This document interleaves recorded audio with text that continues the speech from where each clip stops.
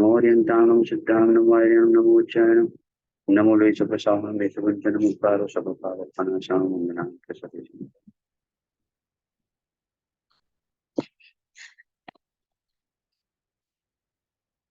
ડગલે અને પગલે સતત હિંસા મને કરવી પડે, તે ધન્ય છે જેને અહિંસા પૂર્ણ જીવન સાંપડે. ક્યારે થશે કરુણા જનનથી આર્દ્ર મારું આંગણું, આ પાપમય સંસાર છોડી શ્રમણ હું ક્યારે બનું. આ પાપમય સંસાર છોડી શ્રમણ હું ક્યારે બનું.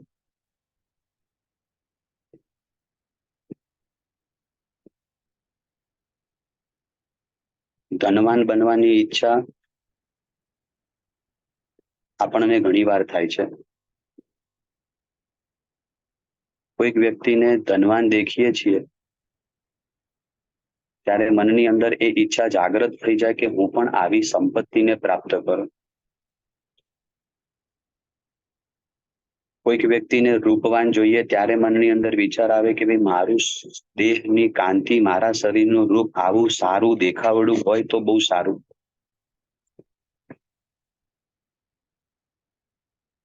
કોઈકને સત્તા ઉપર બેસેલા જોઈએ છે ત્યારે પોતાના મનની અંદર સત્તા ઉપર બેસવાનું ખેલસા, સત્તા ઉપર બેસવાની ઈચ્છાઓ મનમાં ઘણી વાર જાગૃત થાય છે.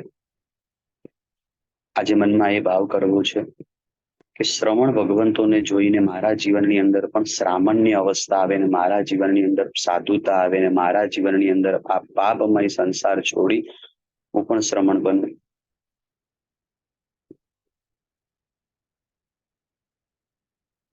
સંસાર પ્રત્યેનો જે રાગ જે છે એ રાગ અનંત અનંત અનંત કાળમાં સંસાર પરિભ્રમણ કરતા એ સંસાર પ્રત્યેનો રાગ જ ન છૂટ્યો. સંસાર છોડવો એ અલગ વસ્તુ છે અને સંસારનો રાગ છોડવો એ અલગ વસ્તુ છે. ભૂતકાળની અંદર આપણા બધાના આત્માઓએ અનંતી વાર ઓઘા ગ્રહણ કર્યા એવા શાસ્ત્રના પાના પાના ઉપર લખાયેલી આ વાતો છે. સંસાર છોડી દેવો એ અલગ ઘટના છે અને સંસાર છોડ્યા પછી ચિત્તની અંદર જે સંસાર રમતો હોય ને એને છોડી દેવો એ અલગ ઘટના છે. બાહ્ય સંસાર છોડી અને શ્રામણની અવસ્થા અનંત અનંત ભવોમાં અનંતી વાર ગ્રહણ કરી છે. આજે ભાવથી ભીતરની અંદર જે સંસાર પડ્યો છે, જે રાગ પડ્યો છે, જે દ્વેષ પડ્યો છે, જે સંસારના ઉદ્ગલો પ્રત્યેનો જે મમત્વ ભાવ પડ્યો છે, જે સંસારના પ્રત્યેનો વસ્તુઓ પ્રત્યેનો જે આસક્તિનો ભાવ પડ્યો છે, એ આસક્તિ ભાવ જ એ જ મારા સંસાર પરિભ્રમણ પાછળનું મૂળ કારણ છે. દરેક ભવોની અંદર પરિભ્રમણ કરીને આવ્યા અને એ ભવોની અંદર પરિભ્રમણ કરીને આવ્યા પછી એ ભવોમાં કરેલા જે કુસંસ્કારો જે ભેગા કર્યા છે ને એ કુસંસ્કારોને છોડવા માટેનો આ એક ભવ હતો. આ ભવ આત્માને ઓળખવા માટેનો હતો. એમ કહેવાય કે ઉત્તરાના ભવમાં ગયા એટલે ત્યાં ઈર્ષ્યાના સંસ્કારો હતા. એ ભવમાં ગયા એટલે કોઈ આપણા નજીક આવે, કોઈ આપણી શેરીમાં આવે તો પણ આપણે એને ભસ્યા, એના ઉપર તિરસ્કાર કર્યો અને એને એમાંથી બહાર કાઢવા માટેનો પ્રયત્ન કર્યો. એ ઈર્ષ્યાના સંસ્કારો એવા એ ભવમાં પડી ગયા કે આ માનવ ભવનો પ્રાપ્ત કર્યા પછી પણ આ માનવ ભવની અંદર એક માત્ર ઈર્ષ્યાના સંસ્કારો. કોઈ વ્યક્તિ આપણા કરતા સંપત્તિમાં આગળ નીકળી જાય, કોઈ વ્યક્તિ આપણા કરતા સત્તામાં આગળ નીકળી જાય એટલે આ મન એટલું બધું ચિંતામાં એટલું બધું બેબાકડું બની જાય કે કલ્પના નહીં. એ વ્યક્તિ મારા કરતા સંપત્તિમાં કેમ આગળ વધી ગયો, એ વ્યક્તિ મારા કરતા પૈસામાં કેમ આગળ વધી ગયો, એને મળ્યું મને કેમ ના મળ્યું. એટલે કે અંદરની અનંત કાળથી પડેલી જે ઈર્ષ્યા જે છે એ ઈર્ષ્યાને કાઢવા માટેનો એક આ માનવ ભવ હતો ને આ માનવ ભવની અંદર પાછી એ જ ઈર્ષ્યા ભેગી કરી અને એ જ ઈર્ષ્યા ભેગા કરીને પાછા અનંત અનંત સંસારમાં રખડવા. તું વસ્તુનો ત્યાગ ભલે કરી શકીશ પણ વસ્તુ પ્રત્યેના મમત્વ ભાવનો જો ત્યાગ નહીં કરી શકે તો તારો અર્થ શું છે? આંબીલના દિવસોની અંદર આંબીલ કરશું અને આંબીલ કર્યા પછી જે આહાર પ્રત્યેની જે આસક્તિનો ભાવ જે છે ને એ જ જો આપણે નહીં છોડી શકીએ તો આહાર છોડવાનો અર્થ જ શું છે? આપણા એકાશના, આપણા આંબીલ, આ બધા આહાર પ્રત્યેની જે આસક્તિના ભાવો છે એ આસક્તિના ભાવોને ઓછા કરાવવા માટે છે. મમત્વ ભાવોને ઓછા કરાવવા માટે છે. પૂતગલ પ્રત્યેનો જે આપણો આસક્તિનો ભાવ જે છે, જે અનંતકાળ સુધી આપણે લઈને ચાલી રહ્યા છીએ, કે એ પૂતગલ પ્રત્યેનો આપણો આસક્તિનો ભાવ ઓછો થાય એના માટે પ્રભુના વચનો છે. આપણે પચખાણના અર્થ પણ છે ને ઘણીવાર બહુ ખોટા કરીએ છીએ.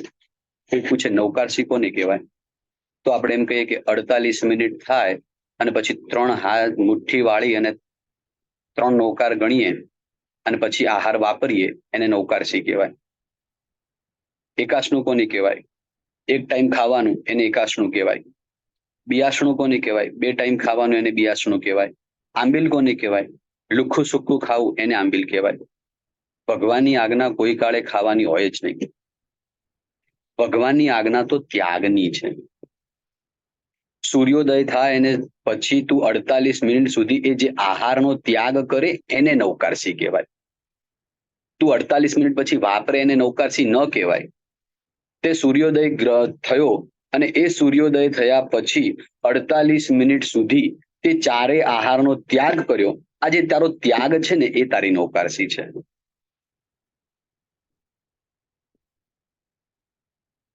સૂર્યોદય થાય, 1 પ્રહર થાય, 3 કલાક થાય, ત્યાં સુધીનો તારો આહાર હોય, એ આહારના ત્યાગને તારી પોરસી કહેવાય. 1.5 પ્રહર થાય ત્યારે 60 પોરસી કહેવાય. 2 પ્રહર થાય, એ 2 પ્રહરના ત્યાગને ત્યારે અવઢ કહેવાય. તું 2 સમય કરતા વધારે ન વાપરે એ તારું બિયાસણું છે. તું 2 ટાઈમ વાપરે એ તારું બિયાસણું નથી. તું 2 ટાઈમ કરતા વધારે ન વાપરે ને, એ તારું બિયાસણું છે. 1 ટાઈમ વાપરે એ એકાશનું નહીં, 1 ટાઈમ કરતા વધારે ન વાપરે એ તારું એકાશનું છે. પરમાત્માની આજ્ઞા ઇન શોર્ટ, કે આંબિલની અંદર પણ તમે લુખ્ખું સુખ્ખું ખાઓ, એ આંબિલ નહીં, પણ તમે વિગઈનો ત્યાગ કર્યો, ખટાશનો ત્યાગ કર્યો, મીઠાઈનો ત્યાગ કર્યો. આ જે તમારું ત્યાગ જે છે ને, એ આંબિલ છે. તમે જે વપરાશ કરો છો એ આંબિલ નથી. પરમાત્માની આજ્ઞા ત્યાગમાં હોય, પરમાત્માની આજ્ઞા ક્યારે ભોગમાં હોય નહીં. આપણને સાધુ પદની અંદર, મહાત્માની અંદર આજે એ સમજવું છે કે મારા સાધુ ભગવંતો, મારા શ્રમણ ભગવંતો કેવા અનંત કાળના કુસંસ્કારોને છોડવા માટે આ સંસારને છોડે છે, અને વૃત્તિમાં જે સંસાર પડ્યો છે એને પણ છોડવા માટેનો પ્રયત્ન કરે છે. આપણને આ ભવમાં ખરેખર છે ને સંસ્કારને છોડવા માટેનો આ ભવ છે. આજ ભવ માનવનો ભવ પામ્યા, મસ્ત મજાનો આપણો આ કેટલો ભવ, ઉત્તમ ભવ આપણો. અને આ ઉત્તમ ભવની અંદર ખરાબ સંસ્કારો નહીં છોડીએ તો ક્યાં જઈશું? એટલે એમ કહેવાય કે કૂતરાના ભવમાં ગયા એટલે ઈર્ષ્યાના સંસ્કાર લઈને આયા. કીડીના ભવમાં ગયા એટલે સંગ્રહ વૃત્તિના સંસ્કાર લઈને આયા. એ કેટલી નાની કાયા, કેટલી નાની કાયા, અને એ નાની કાયાની અંદર કેટલી સંગ્રહ વૃત્તિ. એ પોતાની કાયા કરતા પણ વધારે ભેગું કરવાનો ભાવ રાખે, અને એ ઉપાડીને જાય, અને એ ભારના કારણે ક્યારેક એનું મૃત્યુ પણ થઈ જાય, અને એને કોઈ ભોગ ન મળે. ખાલી માત્ર ને માત્ર સંગ્રહ સંગ્રહ સંગ્રહ જ કરે. એ જ સંસ્કારો કીડીના ભવમાં હતા, માનવના ભવની અંદર પણ એ જ સંસ્કાર આયા. મનુષ્ય ભવનું પ્રાપ્તિ કરી, મનુષ્ય ભવ પ્રાપ્ત કર્યા પછી પણ એ જ સંસ્કારોમાંથી મનમાંથી બહાર નથી નીકળતા. સતત ને સતત એ સંસ્કારોમાં જીવીએ છીએ કે બસ સંગ્રહ કરું, સંગ્રહ કરું, સંગ્રહ કરું, સંગ્રહ કરું. અને એ સંગ્રહ કરવાની અંદર કેટલાય વખત 7મી નરકમાં જવાને યોગ્ય કર્મનો બંધ થઈ જતા હોય તો પણ જ્ઞાની ભગવંતો કે ન જાણી શકીએ આપણે. મમ્મણ શેઠ પાસે શું ખોટું હતું? મમ્મણ શેઠે કોઈનો અન્યાય કર્યો, કોઈની અનીતિ કરી, કોઈના પૈસા પડાવી લીધા, કોઈના પૈસા ચોરી લીધા? કશું જ નથી કર્યું મમ્મણ શેઠે. ઘણી વાર વિચાર આવે કે આ વર્તમાન કાળના વ્યક્તિઓ કરતા મમ્મણ શેઠનો જે બિઝનેસ હતો ને, કોઈ જ ખોટો નહોતો. મમ્મણે ક્યારે કોઈ દિવસ અન્યાય નથી કર્યો, કઈ દિવસ અનીતિ નથી કરી, કોઈના પૈસા પડાવી લીધા હોય ને પછી પાછા ના આપ્યા હોય એવું ક્યારે નથી કર્યું, ક્યારે એને હાથ ઊંચા નથી કર્યા. બસ માત્ર ને માત્ર ભેગા કરવાની એની વૃત્તિ હતી. અને એ વ્યક્તિ જ્યારે મરીને 7મી નરકમાં જાય ત્યારે મનની અંદર વિચાર આવે કે ભગવાન, એના જીવન કરતા મારું જીવન ક્યાં હશે? મારા જીવનની અંદર તો અન્યાય છે, અનીતિ છે, બીજાના પૈસા પડાવી લેવાની વૃત્તિ છે, બીજાની પાસેથી મારે છીનવી લેવાની વૃત્તિઓ છે. આ બધી વૃત્તિઓ મારી અંદર પડી છે. તો પરમાત્મા, એ આત્માનું જો આવું થાય તો મારા આત્માનું શું થાય? સતત ને સતત સંગ્રહ કરવાની જ વૃત્તિઓમાં જીવન જીવી રહ્યા છે. બસ ભેગું કરવું, ભેગું કરવું, ભેગું કરવું, પણ ભેગું કરીને ભાર લાગતો જ નથી. ઓલા કીડીને છે ને ભાર ના લાગે. ઓલી કીડી છે ને પોતાની કાયા કરતા વધારે ઉપાડીને જતી હોય ને, અને આપણે એને જોઈએ ને ત્યારે આપણે વિચાર કરીએ કે એની કાયા કરતા મોટું ઉપાડીને જાય છે, ગાંડી મરી જશે. આપણને વિચાર આવે. કેવળ નાની ભગવાન તો એ જ આપણા માટે વિચારે છે કે તારા ભોગવવાનું છે એના કરતા તું આટલું બધું ભેગું કરે છે, તો તું ક્યાં જઈશ? ક્યાં ક્યાં જઈશ તું? એટલે કીડીના ભવમાં હતા અને સંગ્રહ વૃત્તિના સંસ્કારો પડ્યા, માનવ ભવમાં આવ્યા, સંગ્રહ વૃત્તિના સંસ્કારો ગયા જ નહીં, ને આ ભવની અંદર પણ એ જ સંગ્રહ વૃત્તિના સંસ્કારો ચાલુ ને ચાલુ જ રહે છે. સતત ને સતત સંગ્રહ કરું, કામ આવશે, કામ આવશે, કામ આવશે, કામ આવશે.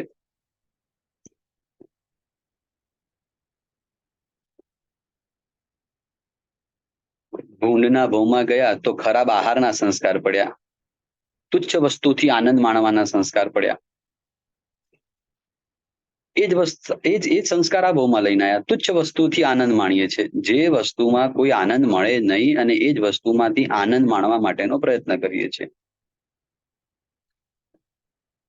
જેમાં ખરેખર કોઈ સુખ નથી, જેમાં ખરેખર કોઈ સુખની આમ કહેવામાં આવે કંઈ જ મળવાનું નથી, અને છતાંય ખાલી માત્ર તુચ્છ વસ્તુઓ, તુચ્છ આનંદ આનંદ આનંદ મેળવી અને એક આનંદમાં રહેવાનો પ્રયત્ન કરીએ છીએ.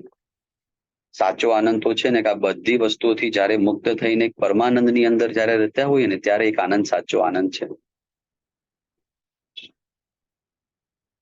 ગુરુ અને શિષ્ય વિહાર કરી રહ્યા છે. ગુરુના નજર સામે હીરાનો હાર પડેલો દેખાય છે રસ્તામાં.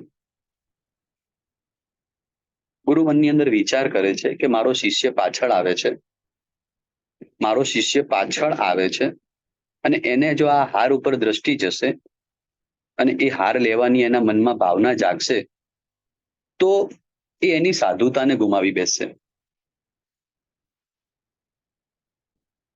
કોઈ જોશે નહીં, કોઈ જોવા વાળું હશે નહીં, અને કદાચ પણ એના મનની અંદર એ હારને જોઈને લેવાની જો વૃત્તિ પણ જાગી જશે ને, ત્યારે એ વૃત્તિના કારણે એનામાં જે સાધુતા જે છે ને સાધુતા ચાલી જશે. એ સાધુતા ન જાય એના માટે થઈને એ ગુરુને મનમાં વિચાર આવ્યો કે લાવને આ જે હીરાનો હાર છે ને એ હીરાના હાર ઉપર હું ધૂળ નાખી દઉં, એટલે મારા શિષ્યની દ્રષ્ટિ જ ના જાય. ન જાય તો કોઈ ખરાબ ભાવ જ ના જાગે.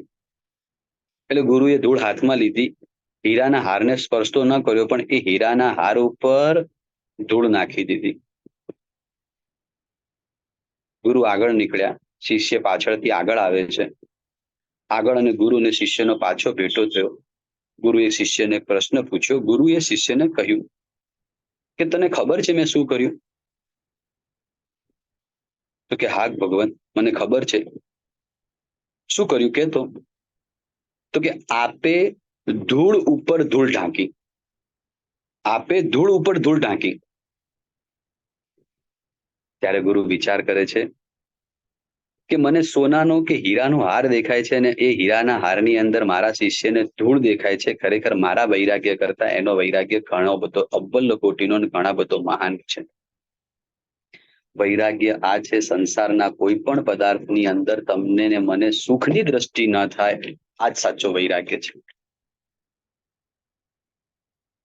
ભરત ચક્રવર્તી પાસે અઢળક સંપત્તિ છે, અને અઢળક સંપત્તિની વચ્ચે પણ એ વૈરાગ્યથી વાસિત થઈને રહે છે, કારણ કે એ પૂતગલના સુખોની અંદર પોતે પૂતગલના સુખોની અંદર સુખ માનવા જ તૈયાર નથી.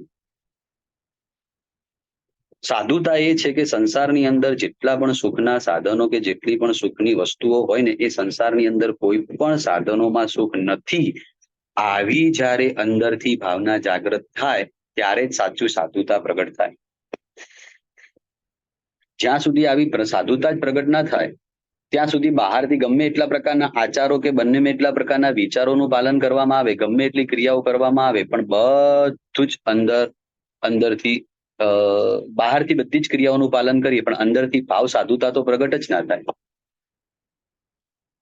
ભાવ સાધુતા પ્રગટીકરણ ત્યારે જ થાય કે જ્યારે એમ લાગે આ સંસારના એક પણ પદાર્થની અંદર સાચું સુખ છે જ નહીં, માત્ર ને માત્ર બ્રહ્મણા જ છે.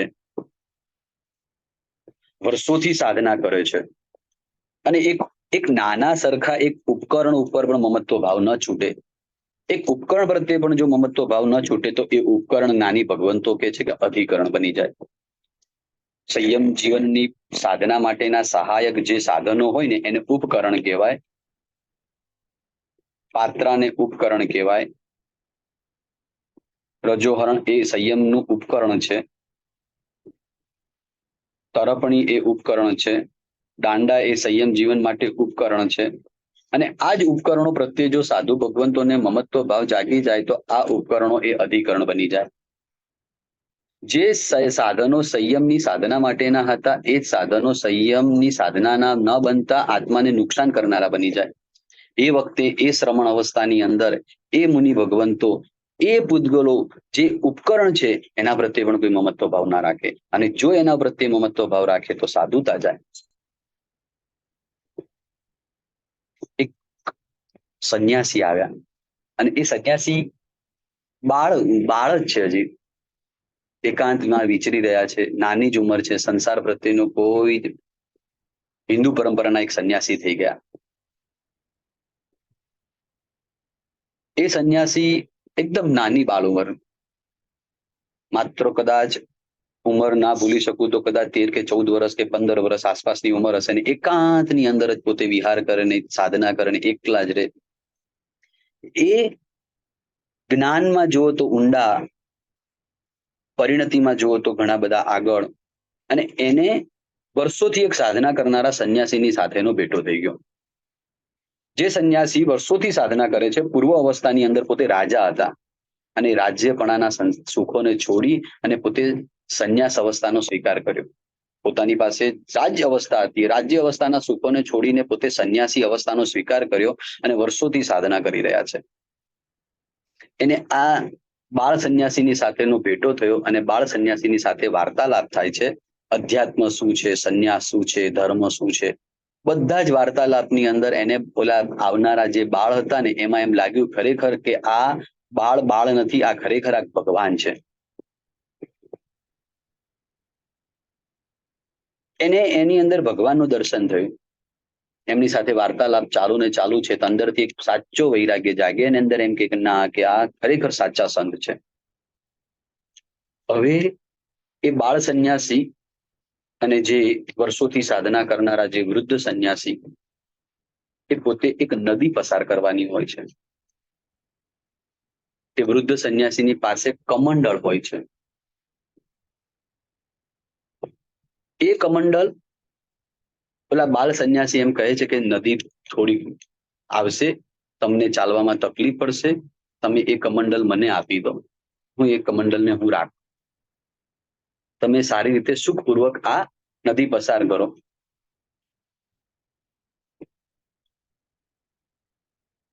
કમંડલને વૃદ્ધ સંન્યાસીએ ઓલા બાળ સંન્યાસીને આપ્યું. જે બાળ સંન્યાસીની અંદર એને એમ લાગે છે કે આ મારા ગુરુ છે, જે બાળ સંન્યાસીની અંદર એને એવું લાગી રહ્યું છે કે આ મારા તારક છે, એને શુભ ભાવથી ભગવાનની દ્રષ્ટિથી જોઈ રહ્યો છે એ વૃદ્ધ સંન્યાસી બાળ સંન્યાસીને. વૃદ્ધ સંન્યાસીએ નદી પાર કરી, બાળ સંન્યાસી નદી પસાર કરી રહ્યા છે અને એમને પગમાં થોડોક આમ બેલેન્સ નબળું પડ્યું. અને એ વખતે વૃદ્ધ સંન્યાસી એમ નથી કહેતા કે તમે સાચવજો, અને એ વખતે એમના મુખમાંથી એમ નીકળે છે મારા કમંડલને સાચવજો, મારી પાસે એક જ કમંડલ છે, મારી પાસે એક જ કમંડલ છે, મારા કમંડલને સાચવજો.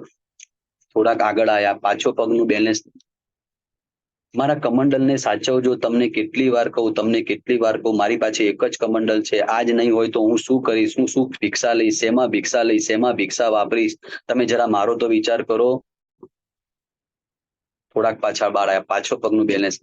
કેટલી વાર તમને સમજાવવાનું, કેટલી વાર તમને કહેવાનું, આટલી પણ તમને ખ્યાલ નથી આવતો. તમારા કરતા હું વૃદ્ધ છું અને છતાં પણ મને કોઈ બેલેન્સ નથી તૂટતું, અને તમારે આવી રીતે બેલેન્સ તૂટી જાય, આના કરતા કમંડલ તમને રાખવા ન આપ્યું તો સારું હતું.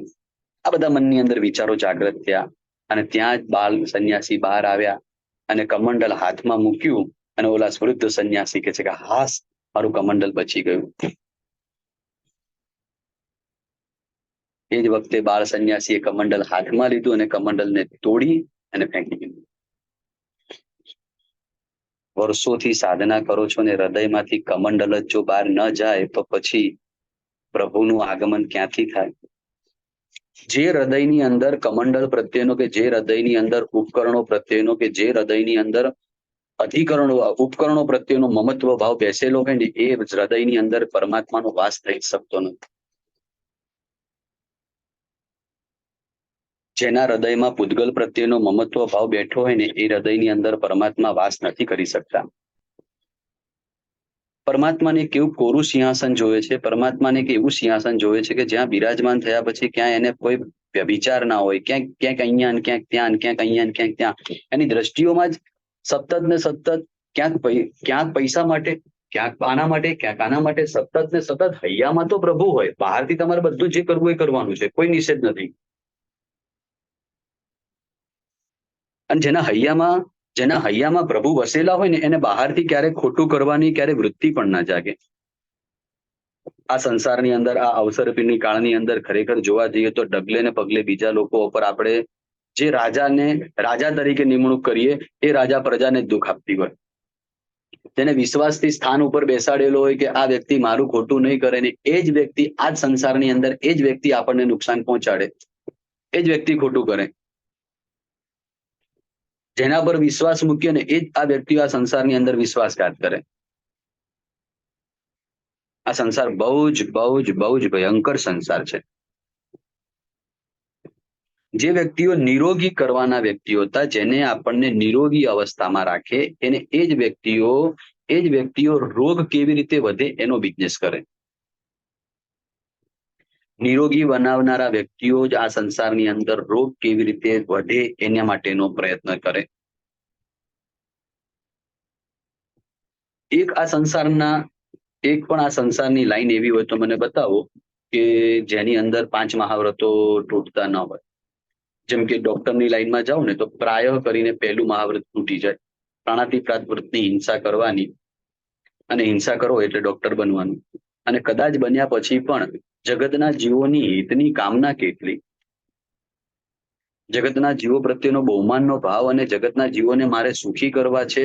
પરમાત્માએ મને આ એક પદ આપ્યું છે, પરમાત્માએ મને આ જ્ઞાન આપ્યું છે, પરમાત્માના લોકોના રોગને મારે દૂર કરવાનો છે. લોકોને એ રોગના કારણે જે પીડા થતી હોય ને એના કારણે જે દુઃખનો અનુભવ થતો હોય ને એના કારણે એ દુઃખી હોય ને એનો પરિવાર દુઃખી હોય તો એ લોકોના દુઃખને દૂર કરવા માટેનું જ્ઞાન મને મળ્યું છે.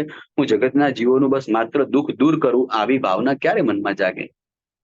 બસ એને મારવાનું, એને પૈસા લઈ લેવાના, એની પાસે પૈસા પડાવી લેવાના, આવી વૃત્તિઓ મનમાં જાગૃત થાય આ સંસારમાં. એટલે પહેલું મહાવ્રત ડોક્ટરની લાઈન લેવામાં આવે એટલે પહેલું મહાવ્રત તૂટે. વકીલની લાઈન લો એટલે બીજું મહાવ્રત તૂટે. બધા દિન પ્રતિદિન ખોટું જ બોલવાનું. સાચાને ખોટાને સાચા જ કરવાના. અનંત ભવોમાંથી મળેલો આ માનવ ભવ સાચાને ખોટા કરવામાં જતો રહે. સીએ ની લાઈન લો એટલે સ્વાભાવિક વસ્તુ છે, કાળા ધોળા કરવાના. વ્હાઈટના પૈસા બ્લેકમાં, બ્લેકના પૈસા વ્હાઈટમાં. એટલે એમ કહેવામાં આવે કે ત્રીજું મહાવ્રત તૂટી જાય. એટલે ડોક્ટરની લાઈનમાં લેવામાં આવે એટલે પહેલું મહાવ્રત, વકીલની લાઈન વિચારીએ તો બીજું મહાવ્રત, સીએ ની લાઈનમાં વિચાર કરવા જઈએ તો ત્રીજું મહાવ્રત, ફિલ્મની લાઈનમાં જઈએ તો ચોથું મહાવ્રત તૂટી જાય. ક્યાં આચારો સચવાય, ક્યાં વિચારો સચવાય? સદાને માટે સદાચાર તો બાજુમાં મૂકી દેવાનો. દિન પ્રતિદિન માત્ર ને માત્ર વ્યભિચારની જ વાતો અને વ્યભિચારના જ વર્તનો અને વ્યભિચાર જ જગતમાં ફેલાવાનો. અને બાકીના 5મા પરિગ્રહ મહાવ્રતની અંદર તો સ્વાભાવિક રીતે કોઈ પણ બિઝનેસ કરો એની અંદર બસ માત્ર સંતોષ જ વૃત્તિ ના હોય, બસ ભેગું કરું. અને એ ભેગું કરવાની અંદર સેંકડો જીવોને આ સંસારમાં દુઃખ આપી દઉં. મારે સંપત્તિ જોઈએ છે, મારે પૈસો જોવે છે, મારે બસ પૈસો જોવે છે, ને એ પૈસો મેળવવા માટે સંસારમાં ગમે તેટલા વ્યક્તિને ગમે તેવું દુઃખ પડતું હોય તો પણ મને મનમાં વિચાર નથી આવતો કઈ દ્રષ્ટિથી આ સંસારની અંદર સારું કહેવાય, કયો વ્યવસાય આ સંસારની અંદર સારો કહેવાય? જે વ્યવસાયને કરતા કરતા આત્માર્થિતા પણ ટકાવી રાખે ને એ વ્યવસાયને સારો ગણવો. વ્યવસાય તો સારો છે જ નહીં, છતાં પણ જે વ્યવસાયને કરતા કરતા આત્માર્થિતા ટકી રહે ને એ વ્યવસાય સારો ગણવો. અને જે વ્યવસાય કરતા આત્માર્થિતા પણ નીકળી જાય ને, એ વ્યવસાય ગમે તેવો હોય ને તો પણ મારક જ છે. પાંચે પાંચ મહાવ્રતોને પાળવાના, જગતના જીવ માત્રને દુઃખ નહીં આપવાનું, કોઈ જીવને ખોટું નહીં બોલવાનું, કોઈ જીવમાં ક્યારેય ચોરી નહીં કરવાની, ક્યારેય વ્યભિચાર નહીં. અને આટલું ઉત્તમ જીવન, આટલું સારું જીવન, જે શ્રામણની અવસ્થાની અંદર જે મુનિ ભગવંતોને જોઈએ અને આપણા બધા દુઃખો દૂર થઈ જાય. એ નૈસારના ભવની અંદર એક મુનિને જોવાથી એમને સમ્યક દર્શનની પ્રાપ્તિ થઈ. સાલિભદ્રના જીવનની અંદર એ જ મુનિને જોવાથી સમ્યક દર્શનની પ્રાપ્તિ થઈ. આપણને પણ આ જ મુનિ ભગવંતોને જોઈશું તો આપણને પણ આ જ ભાવમાં આપણને પણ સમ્યક દર્શનની પ્રાપ્તિ થાય. એકને મનની અંદર કોઈ કોઈ જ જીવનની અંદર આચાર નહીં, કોઈ જીવનની અંદર વિચાર નહીં, એમ જોવામાં આવે તો કેમ લાગે કે ભાઈ નાસ્તિકતા મારામાં પૂરેપૂરી છે, પૂરેપૂરી નાસ્તિકતા એનામાં. અને એ જ્યારે શ્રમણ અવસ્થા પર શ્રમણ ભગવંતો શ્રમણ ભગવંતો કે શ્રમણી ભગવંતો પાસે જાય અને એમના આચાર જુએ, અને એ આચાર જોતાની સાથે પોતાને પણ આચાર અને પોતાને પણ વૈરાગ્ય ભાવ પ્રગટ થાય.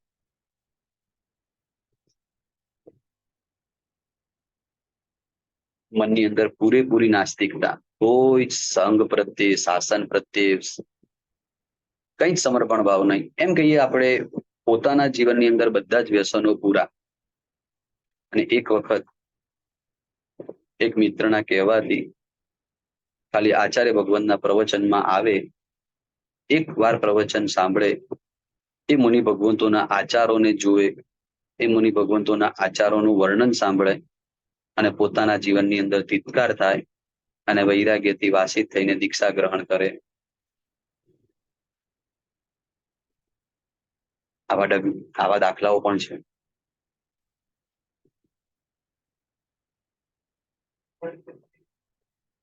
વિત્તનું સર્જન ઘણું બધું કર્યું, અને એમાં વિત્ત એટલે પૈસો. વિત્તનું સર્જન ઘણા ભાવમાં ઘણી વાર કર્યું. આ ભાવમાં હવે આપણે ચિત્તનું સર્જન કરવું છે. ખરેખર વાસ્તવિક રીતે સંસારના સાચા સ્વરૂપને ઓળખવું છે કે જે સંસારને હું સારો માનું છું, ખરેખર આ સંસારની અંદર એકબીજા વ્યક્તિઓના અભિમાનને જ આપણે સાચવીએ છીએ, અહંકારને જ સાચવીએ છીએ. જે ક્ષણે આપણે એ વ્યક્તિના અહંકારોને તોડી દઈએ ને, જે ક્ષણે આપણે એ વ્યક્તિના અહંકારોને ઠેસ પહોંચાડીએ ને, તરત જ સંસારની અંદર કસાયો ચાલો. ખરેખર સંસાર સારો નથી. આપણે બધા સંસારમાં એકબીજા વ્યક્તિના સ્નેહ રાગને ટકાવી રાખીએ છીએ, એકબીજાના સ્નેહને પકડી રાખીએ છીએ ને, એટલે સંસાર સારો લાગે. એ મારા કસાયને પોષે, હું એના કસાયને પોષું. એ મારા અહમ ભાવને પોષે, હું એના અહમ ભાવને પોષું, એટલે આ સંસાર સારો લાગે. પણ જે ક્ષણે એ દીકરો પોતાના પિતાજીના અહમ ભાવને ન પોષે ને, એટલે એ પિતાજી પ્રત્યે દીકરાને પિતાજીને પરસ્પર ક્લેશ ભાવ જાગે. જે સંસારમાં પતિ પત્નીના લગ્નના 5 વર્ષ, 10 વર્ષ, 15 વર્ષ, 20 વર્ષ, 25 વર્ષ કે 40, 50 વર્ષ થયા હોય લગ્ન જીવનને, અને એ લગ્ન જીવનમાં 50 વર્ષ સાથે રહેતા હોય, અને એ 50 વર્ષ પછી પણ ક્યાંક જો અહમ ભાવને ઠેસ પહોંચાડે તો માત્ર કસાયો જાગ્રત થઈ જાય. શ્રાવકના કડવા વચનો આવે કે શ્રાવિકાના કડવા વચનો આવે, અને એ કડવા વચનો સાંભળે એટલે તરત જ પોતાના અહમ ભાવને ઠેસ પહોંચે, અને એ અહમ ભાવને ઠેસ પહોંચે એટલે આખા સંસારનું શું છે સાચું સ્વરૂપ ઓળખાઈ જાય. સંસાર કેમ સારો લાગે? અહમ ભાવને પોષીએ એટલે સારો લાગે. તમે જે માંગણીઓ કરો ને માંગણીઓ પૂરી થાય એટલે સંસાર સારો લાગે. બપોરે જમવા માટે બેસ્યા હોય ને મસ્ત મજાના ગરમ ગરમ વસ્તુ આવે, એવી બધી અપેક્ષાઓ જે હોય, કંઈ પણ સંસારમાં અપેક્ષા હોય, એ બધી અપેક્ષાઓ પૂરી થાય એટલે સંસાર સારો લાગે. હું આવું અને પાણી મળે, હું આવું અને મને સન્માન મળે, હું આવું અને મને 4 લોકોની વચ્ચે મારી આગતા સ્વાગતા થાય, હું કાંઈ બોલું અને તરત મારી વાતનો સ્વીકાર થાય, એટલે સંસાર સારો લાગે. પણ જે ઘડીએ જે ક્ષણે તરત જ પોતાના અહમને ઠેસ પહોંચાડે, તરત જ એક ક્ષણે સંસાર ખરાબ થાય. આવેશ થઈ જાય.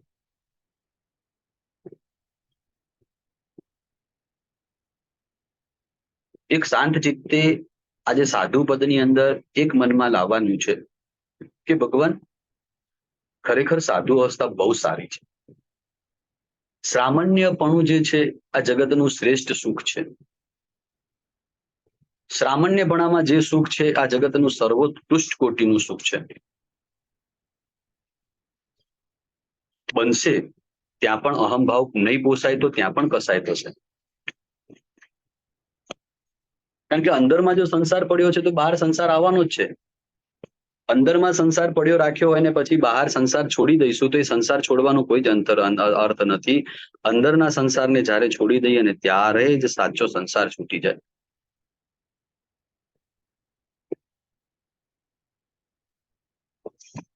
અંદરના સંસારને છોડીશું ને ત્યારે જ સંસાર સાચો સુખ છે. જ્યાં સુધી અંદરના સંસારને નહીં છોડીએ ત્યાં સુધી સાચો સંસાર નહીં છૂટે. અંદરના સંસાર છોડવા માટે પ્રયત્ન કરવાનો, અંદરના સંસારને છોડવા માટેનો જ પુરુષાર્થ કરવાનો. આપણી સાધના, તમે આટલા બધા ક્ષેત્રથી દૂર રહો છો, બનવા જોગ છે દેરાસરમાં કદાચ દૂર હોય એટલે દર્શન કરવા ન પણ જઈ શકાય.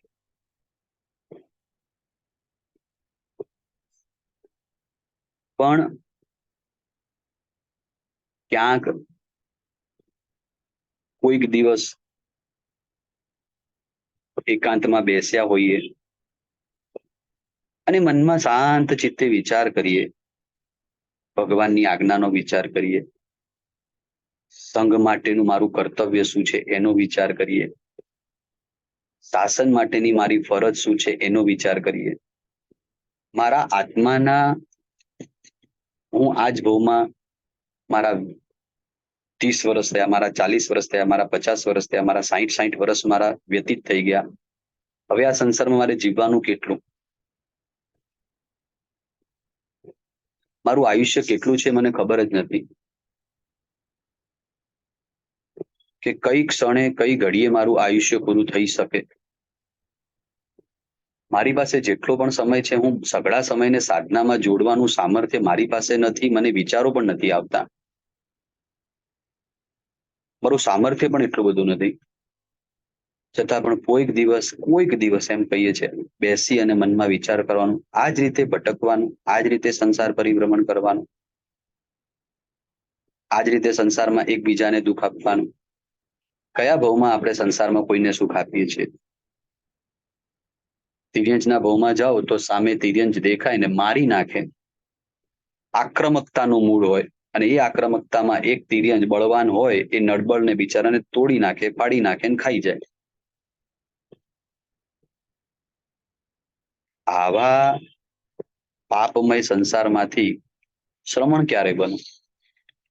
દીક્ષા લેવાની એ બહુ દૂરની વાત છે, પણ થોડાક હૃદયની અંદર સારા ભાવોને તો કેળવી શકીએ છીએ. ભગવાન, મેં સંયમ તો સ્વીકાર નથી કરી શક્યો, પણ જે શ્રમણ ભગવંતોએ કે શ્રમણી ભગવંતોએ સંયમ સ્વીકાર કર્યો છે ને એની સેવામાં મારે નિમિત્તભૂત બનવું છે. એમની સેવાની અંદર મારે નિમિત્તભૂત બનવું છે. એમની સેવા પણ ક્યારેક કોઈક શરીરથી કરતું હોય, કોઈક તનથી કરતું હોય, કોઈક મનથી કરતું હોય, કોઈક ધનથી પણ કરતું હોય. આપણી પાસે તનથી કરી શકીએ તો ઉત્તમ, ધનથી કરી શકીએ તો મધ્યમ, અને મિચ્છામિ દુક્કડમ મનથી કરી શકીએ તો સૌથી ઉત્તમ.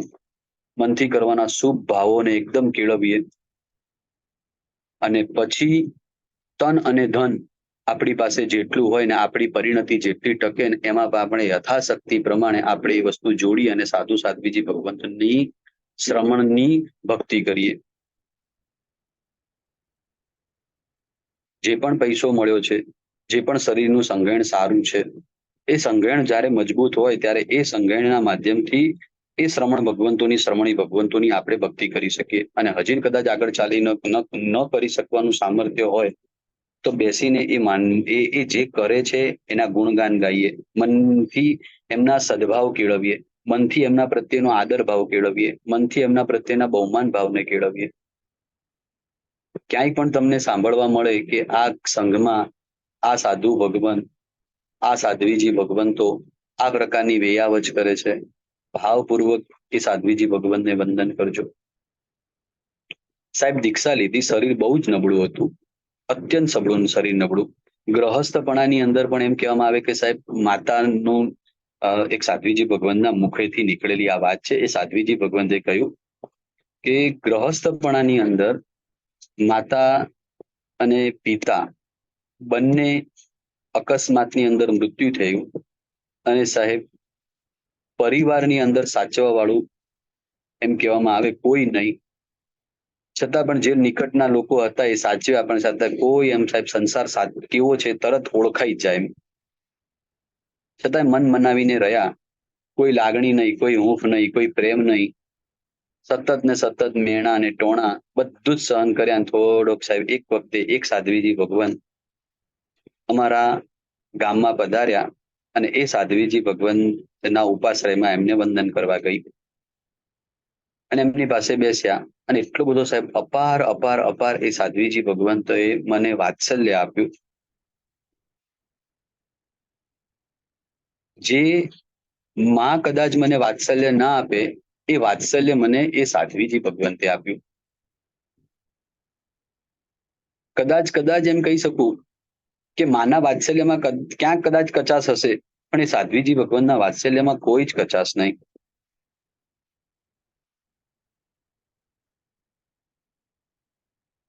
એમની પાસે રહેવાનું થયું.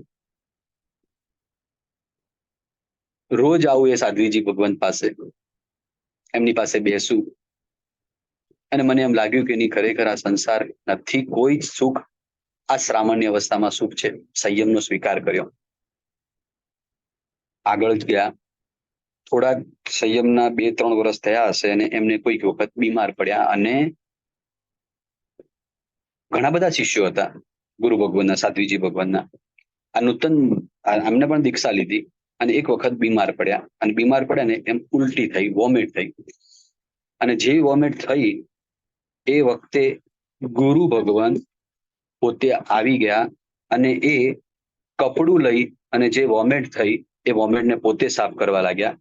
પેલા આ સાધ્વીજી ભગવાન ચોઘાર આંસુએ રડ્યા કે સંસારમાં કોણ આપણને આવી નિખાલસ ભાવનો પ્રેમ આપવા વાળું મળે. સામાન્ય અવસ્થાની અંદર તો કે એક સાધ્વીજી ભગવાન બીજા સાધ્વીજી પર સમુદાયમાં, એક સાધુ ભગવાન પર સમુદાયના સાધુ ભગવંતોનું કેટલો નિખાલસ ભાવથી સેવા કરે, વેયાવચ કરે. આ વેયાવચ કરવાનો ગુણ છે ને એ અપ્રતિભાતી ગુણ હોય, અને આ ગુણ એટલો બધો મહાન ગુણ હોય ને કે આ ગુણના પ્રભાવે કેટલાય લોકો નું કલ્યાણ થાય. યાદ રાખજો, બીજા બધા ગુણ છે ને આવ્યા પછી ચાલ્યા જાય, બીજા બધા ગુણો ટકે એવું જરૂરી નથી. આવે જાય, આવે જાય. પણ એક વેયાવચ એવો ગુણ છે કે એકવાર જો પ્રગટ થઈ જાય ને પછી એ ગુણ અપ્રતિપાતી હોય. એ ગુણ કાળાંતરે કેવળ જ્ઞાન નામના ગુણને અપાવે અને આત્માને મોક્ષ અપાવે. વેયાવચ એક એવો ગુણ છે કે અપ્રતિપાતી ગુણ છે. સામાન્ય અવસ્થા એ માણવાની વસ્તુ છે.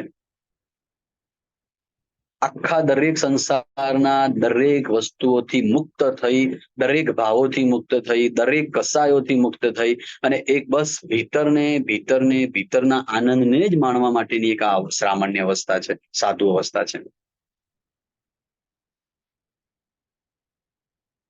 આજે મળ્યું છે તો સંયમ વૃદ્ધિ, નથી મળ્યું તપોવૃદ્ધિ. 13 માળ કોઈના ઘરે જાય અને 10 માળ સુધી એ ઉપર જાય, અને 10મા માળે જાય ને પછી કોઈના ઘરને ધર્મલાભ કરીને ઉભા રહે, અને એ ધર્મલાભ કર્યા પછી એ ઘરમાં પ્રવેશ કરે ને એ ઘરની અંદર એમ કહેવામાં આવે કે સાહેબ હજી સુધી રસોઈ બની નથી, કે સાહેબ હજી સુધી નથી બન્યું, અને એ વખતે પણ એ સાધુ ભગવાન એ જ મુખમાંથી એમ કહે કે ધર્મલાભ, અને કરીને 10 માળ નીચે ઉતરે, અને 10 માળ ચડ્યા અને 10 માળ નીચે ઉતરે, અને કાંઈ ગોચરી પ્રાપ્ત ન થાય તો પણ એમના મુખાકૃતિ ઉપર કઈ ભાવ ન બદલાય. એ છે શ્રમણ.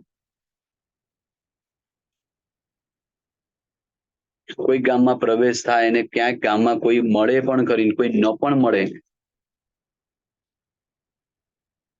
છતાંય જીવનની પ્રસન્નતા અને મુખની પ્રસન્નતાને ટકાવી રાખે છે ને, એ છે આપણા શ્રમણ ભગવંતો.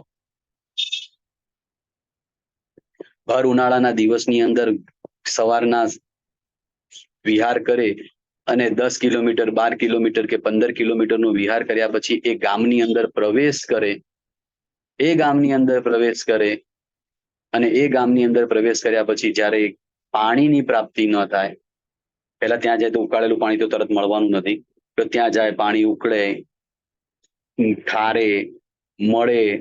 સ્વાભાવિક વસ્તુ છે કે 9 કે 10 વાગી જાય અને એ વખતની અંદર તૃષા પણ લાગેલી હોય, ભયંકર કોટીની તૃષા લાગેલી હોય, અને છતાં પણ મનની પ્રસન્નતાને ટકાવી રાખે છે ને, એ આપણા છે શ્રમણ ભગવંતો, આપણા શ્રમણી ભગવંતો. સાંજનો વિહાર કર્યો હોય ને ઘડાને સાથે લઈને જતા હોય, ઘડામાં પાણી હોય, 4 કિલોમીટર 5 કિલોમીટર 6 કિલોમીટરનો વિહાર થયો હોય ને ઘડો કદાચ કાચો હોય ને નબળો હોય ને કદાચ એ ઘડો ફૂટી જાય અને ઘડામાંથી બધું જ પાણી વેરાઈ જાય અને ઘડામાંથી બધું જ પાણી ફેંકાઈ જાય, અને એ વખતે પણ મનની પ્રસન્નતાને જાળવી રાખે છે ને, એ છે આપણા શ્રમણ ભગવંતો, એ છે આપણા શ્રમણી ભગવંતો. ખાલી કલ્પના કરવાની છે કે એ શ્રમણ ભગવંતો, એ શ્રમણી ભગવંતો વિહાર કરતા હશે ને સાંજના સમયની અંદર હોય. આવી ઘટના ઘણી વાર બને. એ સાંજના સમયે વિહાર કરતા હોય, ઉનાળાના દિવસો હોય અને ઘડો ફૂટી જાય, પાણી બીજું હોય જ નહીં, અને એ વખતે પણ પ્રસન્નતા, આનંદ, કોઈ જ ફરિયાદ નહીં, કોઈ એકબીજા માટેનો તિરસ્કાર નહીં. આપણે બપોરે જમવા માટે બેસીએ ને ભૂલે જો કે મરચું વધારે પડી જાય કે મીઠું વધારે પડી જાય તો આક્રમકતાના મૂળમાં આવી જઈએ છીએ, અને એ વખતે એ શિષ્યથી ઘડો ફૂટી ગયો હોય ને તો પણ આચાર્ય ભગવાન, સાધુ ભગવંતો એમ ન કે ધ્યાન રાખવું તું ને, હવે પાણી નથી, હવે અમારે શું કરવાનું, ચોવિયાર કેવી રીતે કરવાના, ઉનાળાના દિવસે રાત્રે તરસ લાગે શું કરવાનું અમારે, આવી કોઈ ફરિયાદ જ નહીં. કેટલું સારું જીવન જીવે, કેટલું ઊંચું જીવન જીવે, અને આપણા જીવનમાંથી કોઈ ફરિયાદ જ ના નીકળે.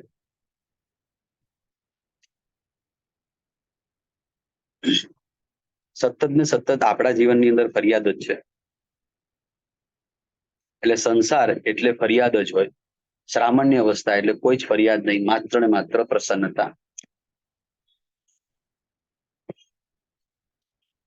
એટલે જ કહી શકાય કે દ્રષ્ટિ ન મળે ને એને અંધ કહેવાય, પણ સાચી સમજણ જ ન મળે ને એ તો ખરેખર અંધ છે. ઓલો દ્રવ્યથી અંધ છે, આ ભાવથી અંધ છે. શ્રમણ ભગવંતોના આટલા આટલા ગુણો હોવા છતાં પણ એ શ્રમણ ભગવંતોમાં જો આપણે ગુણોનું દર્શન ન કરી શકીએ તો આપણને ભાવ અંધતા કહેવાય.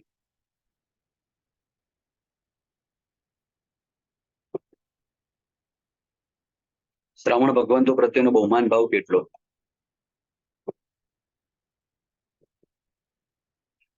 કોઈ પણ શ્રમણ ભગવંતોએ તમને કઈ ફરિયાદ કરી?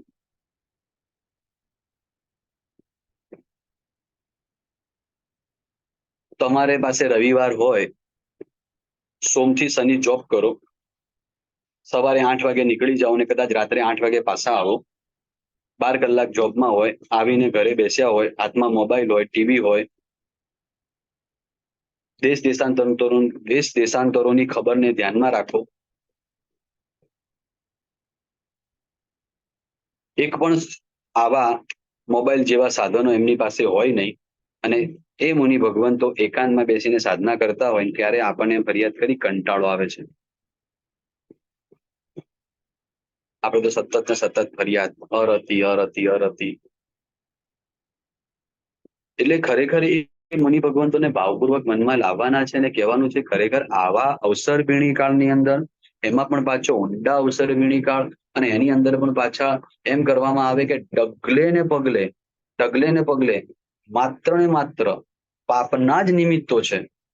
જ્યાં બહાર નીકળીએ દ્રષ્ટિની સામે દ્રશ્ય જ ખરાબ હોય અને એવા વચ્ચે આ સંયમને જાળવી રાખે છે, શ્રમણ અવસ્થાને જાળવી રાખે છે. ખરેખર હું આપને ભાવપૂર્વક વંદન કરું છું. આટલા આટલા ખરાબ નિમિત્તોની વચ્ચે પણ આટલા ખરાબ નિમિત્તોની વચ્ચે પણ આપ સારા નિમિત્તોમાં રહો છો. આટલા ખરાબ નિમિત્તોની વચ્ચે પણ આપ સારા ભાવોમાં રહો છો. ખરેખર ભાવપૂર્વક વંદન.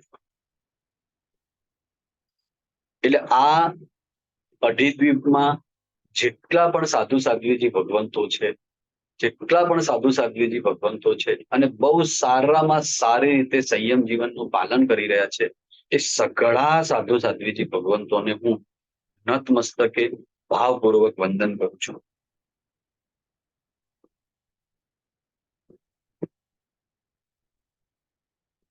શરીરમાં સાધ્વીજી ભગવંતને વૈદરાજને 99મી હોળી પૂરી થઈ, 100મી હોળી સ્ટાર્ટ કરવાની હતી. શરીરમાં દુખાવો બહુ થાય છે. જાણકાર વૈદ્ય પાસે એક બેનને લઈને ગયા બતાવવા માટે. વૈદ્યરાજ બહુ જ જાણકાર, જોતાની સાથે એમ કહ્યું કે સાહેબ રોગ બહુ મોટો છે,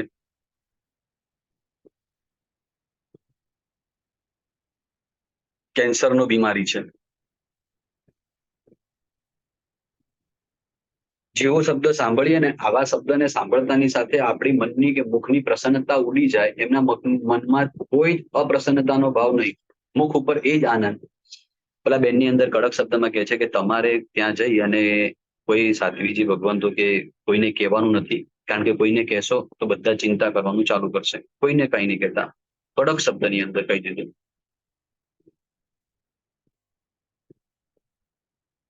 સોમી હોળી ઉપાડી, ઘણા બધા કષ્ટો આવ્યા. 100મી હોળી પૂર્ણ કરી અને 100મી હોળી પૂર્ણ થયા પછી 13 દિવસ પછી એ સાધ્વીજી ભગવાન સમાધિપૂર્વક કાળધર્મ.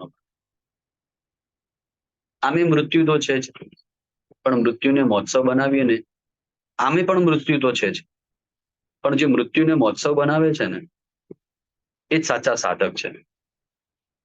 પણ મૃત્યુ થાય એની પહેલા જયારે મૃત્યુને મહોત્સવ નથી બનાવતા ને, ત્યારે એ સાધક સાચા સાધક નથી હોતા.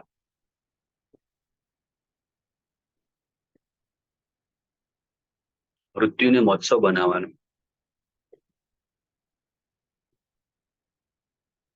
મારું મૃત્યુ થાય એ પહેલા મારા મનની અંદર જે કુવિચારો છે, મારા મનની અંદર જે સંસારની પ્રત્યેની જે આસક્તિઓ છે, મારું મૃત્યુ થાય એની પહેલા મારા મનની અંદર જે કુવિચારો છે, સંસાર પ્રત્યેની આસક્તિઓ છે, એનું મૃત્યુ થાય.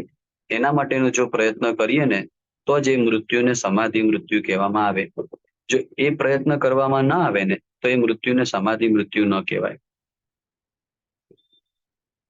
મૃત્યુની પહેલા મનમાં રહેલી ઈચ્છાની મૃત્યુ થાય તો જ એ મૃત્યુ સમાધિ મૃત્યુ છે. મૃત્યુ થાય એ પહેલા ઈચ્છામાંથી મૃત્યુ થાય ને, ઈચ્છાનું મૃત્યુ થઈ જાય ને ત્યારે સમાધિ મૃત્યુ છે. પીડા ઘણી બધી સાધ્વીજી ભગવંતોને હોય છે, પણ કોઈ ફરિયાદ નથી હોતી. મેં એક શ્રમણ ભગવાનને પૂછ્યું, એમના રૂપને જોઈએ એક વખત તો. પિક્ચરના હીરો પણ એમને જુઓ ને તો પાછા પડે, એટલા રૂપના અંબાર, એટલા દેખાવમાં સુંદર. અને એ વખત ક્લાસ ચાલતો હતો ને ક્લાસની અંદર સાધુ ભગવાનને પૂછ્યું કે સાહેબ સાચો મને જવાબ આપજો. સાહેબ આપને દીક્ષાનો ભાવ કેવી રીતે થયો? તમારી પાસે આટલું બધું રૂપ છે, તમારી પાસે સંસારીપણાની અંદર આપનો પરિવાર પણ બહુ જ સુખી સંપન્ન છે. આપને વૈરાગ્ય કેમ જાગ્યો? એવા કોઈ નિમિત્તો ખરાબ મળ્યા? કેમ કે શું છે, ઘણી વાર ખરાબ નિમિત્તો મળે ને તો વૈરાગ્ય જાગી જાય, એ સમજી શકાય. એવા તો શું નિમિત્તો મળ્યા કે તમને વૈરાગ્ય જાગ્યો? મને હસતા હસતા કે સાહેબ કાંઈ નિમિત્ત નતું મળ્યું. મેં કીધું, સાહેબ કાંઈક તો હશે ને. તો સાચું કહીએ કે સાહેબ એક વખત છે ને હું સ્કૂલમાંથી ઘરે આવ્યો. અમે 3 ભાઈ છીએ અને મમ્મીની બહુ જ ઈચ્છા હતી. મમ્મીની બહુ બહુ જ ઈચ્છા હતી કે મારા 3 દીકરામાંથી એક દીકરો સંન્યાસનો સ્વીકાર કરે, એટલે કે દીક્ષાને ગ્રહણ કરે, દીક્ષા લે. મમ્મીએ બહુ જ પુરુષાર્થ કર્યો, પ્રયત્ન કર્યો. મોટા ભાઈને કીધું કે બેટા સમય થઈ ગયો છે, હવે તું સાધુ ભગવાન પાસે જા અને ત્યાં જઈ અને થોડોક વૈરાગ્ય કેળવ અને દીક્ષા ગ્રહણ કર. ત્યારે મોટા ભાઈએ કીધું કે મને કોઈ ભાવ થતો નથી અને મારે દીક્ષા લેવી નથી. આવો શબ્દ બોલ્યો, મમ્મીના આંખમાંથી આંસુ આવી ગયા કે મારા દીકરાને વૈરાગ્ય આપવામાં કે જ્ઞાન આપવામાં શું કચાશ રહી અને એના મુખમાંથી આવો એક શબ્દ નીકળી ગયો કે મારે દીક્ષા નથી લેવી. એટલે આંખમાંથી આંસુ પડે છે ને પોતે સોફા ઉપર બેઠા હોય છે અને રડતા હોય છે. અને એવા સમયની અંદર બીજા નંબરનો છોકરો સ્કૂલમાંથી ઘરે આવે છે અને પાછો આવે છે અને મમ્મીને સોફા ઉપર બેસેલી રડતી જોવે છે અને મમ્મી પાસે જાય મમ્મીને કહે છે મમ્મી કેમ રડે છે? કે બેટા કાંઈ નહીં. મમ્મી કાંઈક તો થયું છે તને, સાચું બોલ શું થયું તને? પપ્પા કાંઈ બોલ્યા? તું રડે છે કેમ? પપ્પાએ કાંઈ કીધું? તો કે ના બેટા પપ્પા ક્યારેક કંઈ બોલે? કશું જ નથી, કાંઈ જ નથી બોલ્યા મને. તો મમ્મી શું મોટા ભાઈએ કાંઈ કીધું? તો કે ના. તો તારી તબિયત નથી સારી? તને કંઈ થાય છે? તો કે ના. તો તું રડે છે કેમ? તો કે બેટા હું નથી રડતી. મમ્મી તું રડે જ છે, મેં તારી આંખમાં જોઉં છું ને મને ખબર પડે છે કે તું રડે છે. ત્યારે મમ્મી એમ કહે છે કે બેટા મેં આજે મોટા ભાઈને એમ કીધું કે તું દીક્ષા ગ્રહણ કર અને એને દીક્ષા લેવાની ના પાડી એટલે મને આંખમાંથી આંસુ આવી ગયા કે કેમ એને દીક્ષા માટે ના પાડી, આટલું સારું જીવન. તો મમ્મી ચિંતા શું કરે છે? તારે દીક્ષા જ આપી છે ને, તો હું લઈશ, એમાં શું વાંધો છે? તું આનંદમાં રહે, તું પ્રસન્ન રહે, તારા મુખ ઉપર આનંદ જોઈએ મને, તારા આંખમાં આંસુ ક્યારે ના જોઈએ મને. તું કે આ મારા પોતે સ્કૂલ બેગ છે, સ્કૂલ બેગને નીચે મૂકી બાજુમાં કયા આચાર્ય ભગવાન છે, લાવ હું આચાર્ય ભગવાન પાસે જાઉં.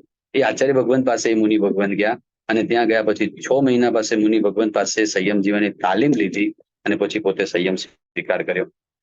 એ મારા સાહેબને કહેતા મારા સાહેબે મને એમ કીધું કે સાહેબ મારા સંયમ જીવન પાછળ જો કોઈ મોટું પરિબળ કોઈ હોય ને તો મારા માતૃશ્રીનો જ બહુ જ ઉપકાર. એક મારા તરફ મમ્મીની ઈચ્છાના કારણથી મેં સંયમ લીધેલું. અને ત્યારે મનની અંદર વિચાર આવે કે આ કેવો કાળ છે કે જ્યાં માતા અને પિતાને લોકો સામે બોલતા હોય, માતા અને પિતાનું અપમાન કરતા હોય, વડીલોનું અપમાન કરતા હોય, જે મા બાપે જે દીકરા દીકરીઓ પર અનહદ કોટીનો ઉપકાર કર્યો હોય, અઢળક ઉપકાર કર્યો હોય અને એ દીકરા દીકરીઓ માતા પિતાને આમ સામે બોલે, માતા પિતાને જેમ આવે એમ શબ્દો વાપરે, એવા સંસારની અંદર વ્યક્તિ પોતાના માતાની ઈચ્છાના કારણે આખો સંસાર છોડી દે. ધન્ય છે આ મુનિ ભગવંતોને. કેવો આ સંસાર જ્યાં પિતાએ આટલો બધો ઉપકાર કર્યો હોય, આટલો બધો ઉપકાર કર્યો હોય ને એ પિતાને તરત 2 શબ્દમાં સંભળાવી દે તમે મારા જીવનમાં શું કર્યું. જે માતા પોતાના દીકરાને જે માતા પોતાના દીકરાને અઢળક સુખ આપે, અઢળક આનંદ આપે અને એ માતાને પણ દીકરો એમ કહી દે કે તે મારા માટે શું કર્યું. અને એવા વખતે જ્યારે શ્રમણ એક માતાની ઈચ્છાથી પણ જો વૈરાગ્ય ગ્રહણ કરે ને એ આ કાળમાં પણ શ્રમણો છે. ભૂતકાળની અંદર તો એ શ્રમણો હતા જ કે માતા આર્ય રક્ષિત માતાની ઈચ્છાથી સંયમ સ્વીકાર કરેલો એ ભૂતકાળ હતો. આ વર્તમાન કાળની અંદર પણ માતાની ઈચ્છાથી પણ સંયમ સ્વીકાર થાય છે. આપણે કદાચ છે ને આપણા દીકરાને સંયમ લે એવી ભાવના કરીએ તો ઉત્તમ, પણ કદાચ ન કરી શકીએ ને તો ખાલી એટલું તો કરવું જ પડશે કે દીકરાને સારા સંસ્કારો મળે, દીકરાને સારા સારા વિચારો મળે અને સારા સારા ભાવો મળે.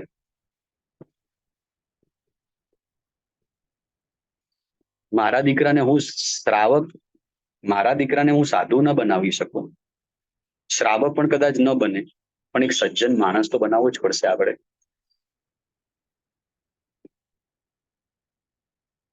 કાળ ખરાબ છે. ઘણા લોકોના મનમાં એવું થાય છે, પૈસા પડાવી લેવા, લઈ લેવા, હાથ ઊંચા કરી દેવા, કેટલાય કુવિચારો, કેટલાય વ્યભિચાર, કેટલાય જીવનની અંદર ડગલે ને પગલે પાપ, કેટલી બધી હિંસા, કેટલી બધી હિંસા. અને આની અંદર મારા દીકરાને મારે સાચવવાનું છે. એટલે સાધુતાને ભીતરથી પ્રગટ કરવાની છે. સાધુતાને ખાલી માત્ર બહારથી પ્રગટ નથી કરવાની. સાધુતાને જયારે ભીતરથી પ્રગટ કરીશું ને ત્યારે ભાવ સામાન્ય અવસ્થા આવશે. હૃદયમાં બહુમાનપૂર્વક આ કાળમાં આ અઢી દ્વીપમાં જેટલા પણ શ્રમણ ભગવંતો અને શ્રમણી ભગવંતો જે છે, સુવિશુદ્ધપણે સંયમ જીવનનું પાલન કરી રહ્યા છે. એ સઘળા સઘળા સઘળા સાધુ સાધ્વીજી ભગવંતોને હું ભાવપૂર્વક વંદના વંદના વંદના. એક જીવનમાં હું સંકલ્પ લઉં છું, એક જીવનમાં નિયમ લઉં છું. આ શ્રમણ શ્રમણીજી ભગવંતોની હું નિંદા ક્યારે પણ નહીં કરું. મારા જીવનનો એક આજે સંકલ્પ લેવો છે. સાધુ પદની અંદર મારે નિયમ લેવું છે. હું ક્યારે પણ કોઈ પણ કાળે કોઈ પણ શ્રમણ શ્રમણી ભગવંતોની નિંદા નહીં કરું. હું ક્યારે પણ કોઈ પણ શ્રમણ શ્રમણી ભગવંતોની નિંદા નહીં કરું. હું ક્યારે પણ કોઈ પણ શ્રમણ શ્રમણી ભગવંતોની નિંદા નહીં કરું. એમના સંયમ જીવનમાં સહાયક બનવાનો પ્રયત્ન ચોક્કસપણે કરીશ. પણ એમના સંયમ જીવનને કોઈ પણ મારા નિમિત્તે કઈ નુકસાન થાય એવું પણ હું ક્યારેય નહીં કરું. તો જ આ ભાવમાં અથવા તો ભવાંતરોમાં આપણને સંયમ મળશે. નહીતર તો આ ભાવમાં સંયમ નથી મળ્યું અને ભવાંતરોમાં સંયમ નહીં મળે. અને સંયમ નહીં મળે તો ભાઈ મોક્ષ ક્યાંથી મળશે. બસ આટલું ખાસ કરજો કે ક્યાંય કાળે કોઈ પણ સાધુ સાધ્વીજી ભગવંતોની નિંદામાં આપણે નહીં ઉતરવાનું. કોઈ કાળે આપણે શ્રીપાળ મહારાજાના ચરિત્રની અંદર આગળ વધીએ છીએ. હવે આવતીકાલે સમ્યક દર્શન પદ, સમ્યક દર્શન ઉપર ખરેખર સમ્યક દર્શન શું છે, આત્માનુભૂતિ કેવી રીતે થાય, આત્માનુભૂતિ કરવા માટેના ઉપાયો શું છે. જ્યાં સુધી આત્માની દર્શન ના થાય ત્યાં સુધી સમ્યક દર્શન પ્રાપ્ત ન થાય. સમ્યક દર્શન પ્રાપ્ત ન થાય ત્યાં સુધી સઘળી ક્રિયાઓ પણ બધી જ મિથ્યાઓ ક્રિયાઓ કહેવાય. એક બાજુ મિથ્યા દ્રષ્ટિ માસક સમણના કારણે માસક સમણ કરે અને બીજી બાજુ સમ્યક દ્રષ્ટિ માત્ર નૌકારસી કરે. તો એ મિથ્યા દ્રષ્ટિના માસક સમણ કરતા પણ સમ્યક દ્રષ્ટિ આત્માની નૌકારસી ચડી જાય. કરોડો વર્ષ સુધી માસક સમણના કારણે માસક સમણ કરવામાં આવે અને માત્ર સમ્યક દ્રષ્ટિની નૌકારસી પણ હોય ને તો પણ એ નૌકારસી ચડી જાય. શું છે આ સમ્યક દર્શન? એના મેળવવા માટેના ઉપાયો શું, પ્રયત્ન શું, શું વિચારમાં રહું, શું સાધનામાં રહું તો મને સમ્યક દર્શનની પ્રાપ્તિ મને જલ્દી થાય. સમ્યક દર્શન પ્રાપ્ત તો કરવું જ પડશે ને. તમે આજે આંબિલ કરો અને એ આંબિલ જો સમ્યક દર્શન પૂર્વકનું હોય તો સાચું આંબિલ, નહીં તો મિથ્યા આંબિલ. તમે સવારે ઉઠ્યા નૌકારસી કરી, રાત્રે સુતા ચોવિયાર કર્યો, પણ જો સમ્યક દર્શન હોય તો લાભમાં, અને જો સમ્યક દર્શન ના હોય તો કઈ જ લાભમાં નહીં. સમ્યક દર્શનનું મહત્વ છે. ભગવાનના વચનોને સમ્યક દર્શન કહેવાય. તમે ભગવાનનું વચન સાચું છે એવું તમે માનો એ સમ્યક દર્શન.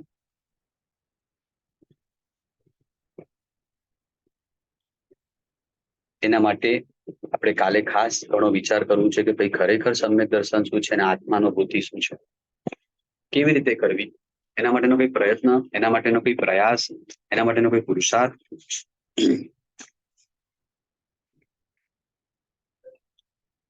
જ્યારે શ્રીપાળ મહારાજા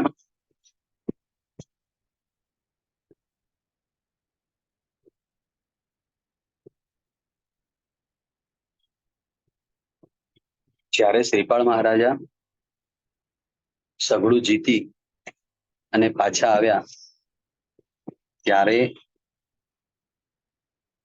મૈણા અને માતા બંને વાર્તાલાપ કરે છે અને એ વાર્તાલાપને રાત્રિના સમયની અંદર શ્રીપાળ આવે છે અને સાંભળે છે. માતા ચિંતા કરે છે કે કંઈક અશુભ તો નહીં થાય ને. અને એ વખતે મૈણા એમ કે છે આજે તો અમૃત ક્રિયા થઈ છે તો પછી ક્યાંથી ક્યાંથી અહિત થાય. એ અનુષ્ઠાન અમૃત અનુષ્ઠાન ક્યારે બની શકે? આંબિલ સામાયિક પ્રતિક્રમણ વગેરે જે પણ ક્રિયાઓ આપણે કરીએ છીએ એ ક્રિયાઓ અમૃત ક્રિયા ક્યારે બની શકે? ત્યારે શાસ્ત્રની અંદર અમૃત ક્રિયા બનવા માટેના એક 7 લક્ષણો છે. આ 7 લક્ષણો જ્યારે ઘટે ને ત્યારે એ ક્રિયા અમૃત ક્રિયા બને. આ 7 લક્ષણો ન ઘટે ત્યારે આપણી ક્રિયા અમૃત ક્રિયા નથી બનતી. ભલે આપણે આંબિલ કરીએ, ભલે આપણે આંબિલ શાળામાં ગયા અને લુખી સુકી રોટલી વાપરી, તો પણ આપણું આંબિલ અમૃત આંબિલ ન કહેવાય. તો એ 7 પરિબળો કયા, 7 લક્ષણો કયા? તો પહેલું એક છે કે કોઈ પણ ધર્મ ક્રિયા કરો ત્યારે એમાં પહેલા એકાગ્રતા જોઈએ. પ્રતિક્રમણ કરો છો તો એકાગ્રતા, પૂજા કરો છો તો એકાગ્રતા, સામાયિક કરો છો તો એકાગ્રતા, કંઈ પણ આરાધના સાધના કરો છો એ જ્યારે સાધના આરાધનામાં એકાગ્રતા જ્યારે લાગી જાય ત્યારે એ અમૃત ક્રિયા બને. શાસ્ત્ર મુજબ આચરણ કરવાનું છે. જે પણ આરાધના કરું છું, સાધના કરું છું, શાસ્ત્રને આગળ કરવાનું છે, ભગવાનને આગળ કરવાના છે. ઉપાધ્યાયજી યશોવિજયજી ભગવંતે જ્ઞાનસાર ગ્રંથની અંદર એક બહુ મસ્ત વાત લખી છે કે જે વ્યક્તિ ભગવાનની આજ્ઞાને હૃદયમાં રાખે ને એને ભગવાનને હૃદયમાં રાખ્યા કહેવાય. જે વ્યક્તિ ભગવાનની આજ્ઞાને હૃદયમાં રાખે એ વ્યક્તિએ ભગવાનને હૃદયમાં રાખ્યા કહેવાય. અને જે વ્યક્તિ ભગવાનની આજ્ઞાને હૃદયમાં ન રાખે ને એ વ્યક્તિ ભગવાનને જ હૃદયમાં નથી રાખ્યા. અને જેને ભગવાનને હૃદયમાં ન રાખ્યા એ પછી ગમે તે આરાધના સાધના કરે એનું કંઈ જ ફળ નહીં.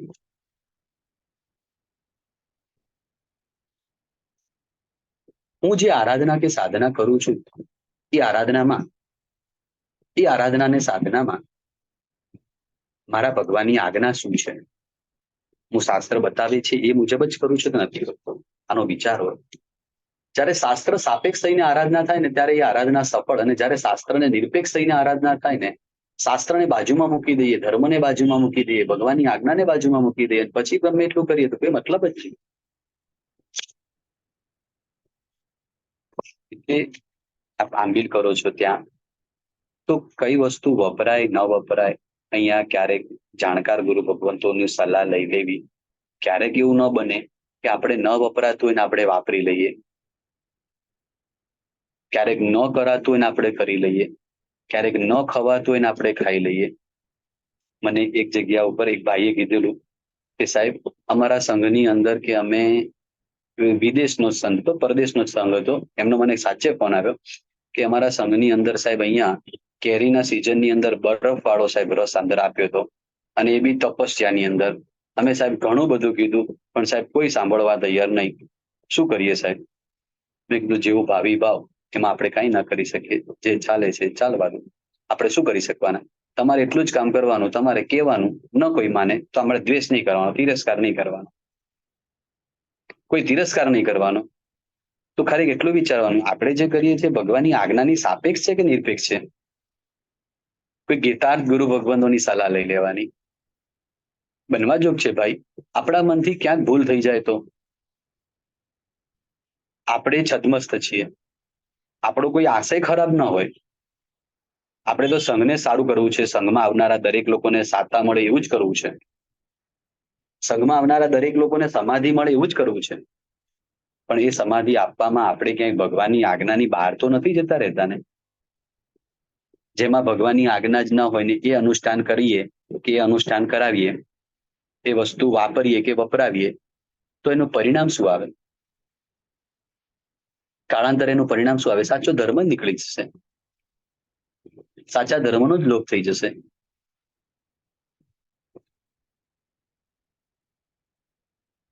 ઉકાળેલું પાણી ફ્રીજમાં મૂકી દઈએ અને પછી ફ્રીજમાં મૂકેલું પાણી વાપરીએ તો ચાલે?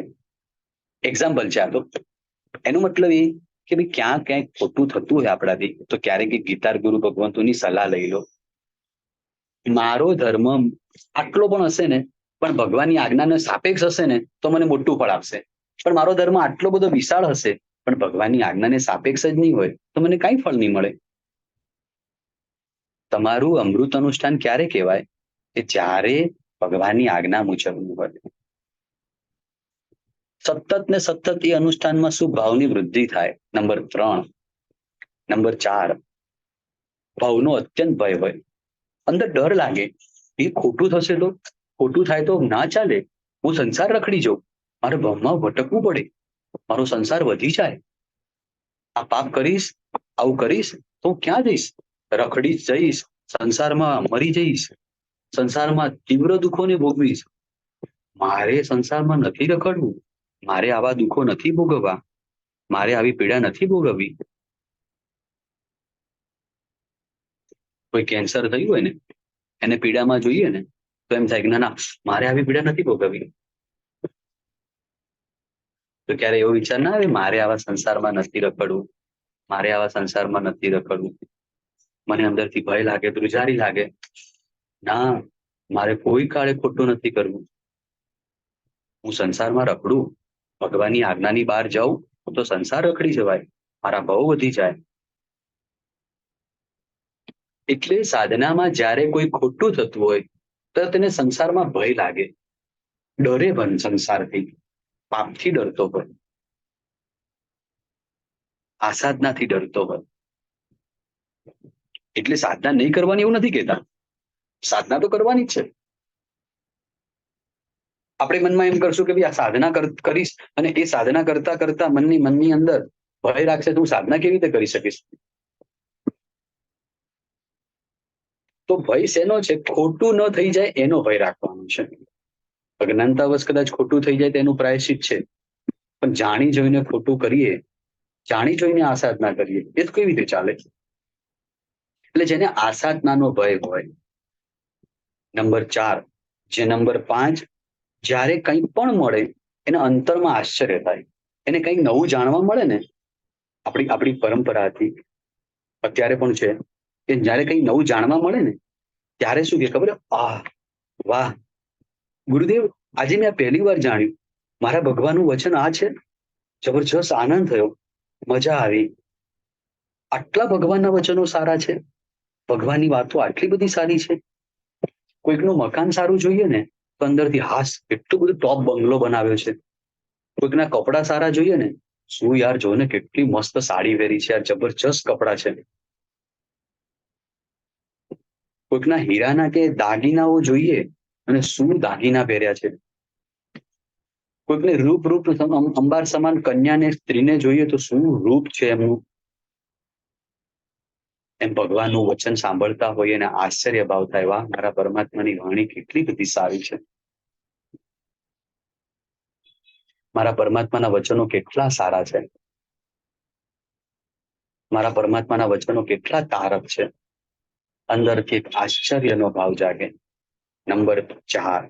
નંબર એટલે ધર્મ ક્રિયામાં એકાગ્રતા, ધર્મશાસ્ત્રને જ આગળ કરવાનું, શુભ ભાવોની વૃદ્ધિ કરવાની, સંસારનો ભય રાખવાનો, અંતરમાં આશ્ચર્ય ભાવ રાખવાનો, ક્યાંક વિસ્મિત રોમ રાજ્ય, એટલે ક્યાંક સારું સાંભળવા મળે, ક્યાંક સારું જાણવા મળે, ક્યાંક સારું સમજવા મળે ત્યારે એનો આનંદ અને એના રૂવાટા ખડા થઈ જાય અને ખુશ થઈને નાચે, અદ્ભુત નાચે.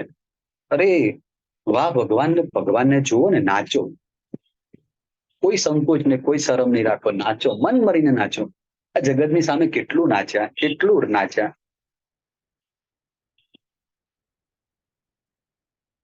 અને ભગવાનની સામે જાઓ તો મન ભરીને નાચો, ખુશ થાઓ, કેવા ભગવાન, તારો આમ આંખમાંથી ચોઘાર આંસુએ રડવાનું કોઈક વખત તો, કે ભગવાન તું ખરેખર કેટલો ઉપકારી, પરમાત્મા ખરેખર તું કેટલો અમારા માટે હિત કરનારો. પરમાત્મા એનું જ મને દુઃખ છે કે આ સંસારમાં હું તને ના ઓળખી શક્યો. તું મારો આટલો નજીક હતો, તું મારો આટલો નજીક છે, અને છતાં પણ પરમાત્મા હું તને ન ઓળખી શક્યો ને એનું મને બહુ જ દુઃખ છે.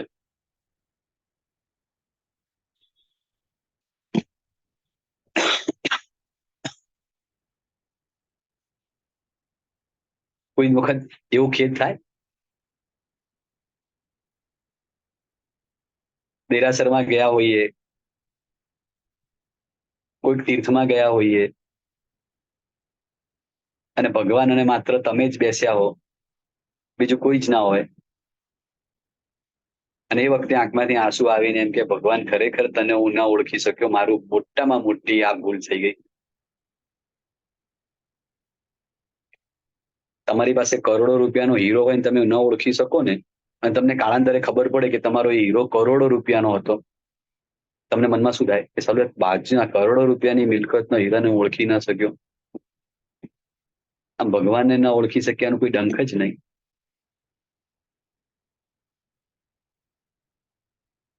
અને 7મો નંબર છે અત્યંત હર્ષ. અત્યંત હર્ષ, આનંદ આનંદ આનંદ. ભગવાનનું શાસન છે, ભગવાન છે, આનંદમાં ક્યાં કમી રાખવાની હોય? આનંદમાં ઓછા જ રાખવાની હોય?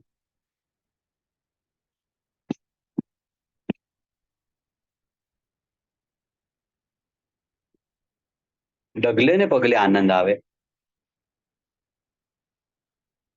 આ તો આંબીલની હોળી ક્યારે પૂરી થાય? મહારાજ ભગવાને અમને જ કેમ આ ખાવાનું નહીં, આ પીવાનું નહીં, અમારે જ બધા બંધનોમાં રહેવાનું? પણ ખાલી શાંત ચિત્તે વિચાર કરો, તમે ખાઓ કે ના ખાઓ એમાં ભગવાનને શું ફરક પડે? તમે આરાધના કે સાધના કરો કે ના કરો એમાં ભગવાનને શું ફરક પડવાનો? તમે આરાધના નહીં કરો તો મોક્ષમાં એમને કઈ તકલીફ થવાની? આપણે આરાધના નહીં કરીએ, આપણે સાધના નહીં કરીએ તો મોક્ષમાંથી એમને કઈ દુઃખ પડવાનું, એમને કોઈ પીડા થવાની? એટલે જેવું આપણે ધર્મ કરવાની વાત આવે તરત આપણો હર્ષ ડાઉન થઈ જાય, ઉત્સાહ તૂટી જાય.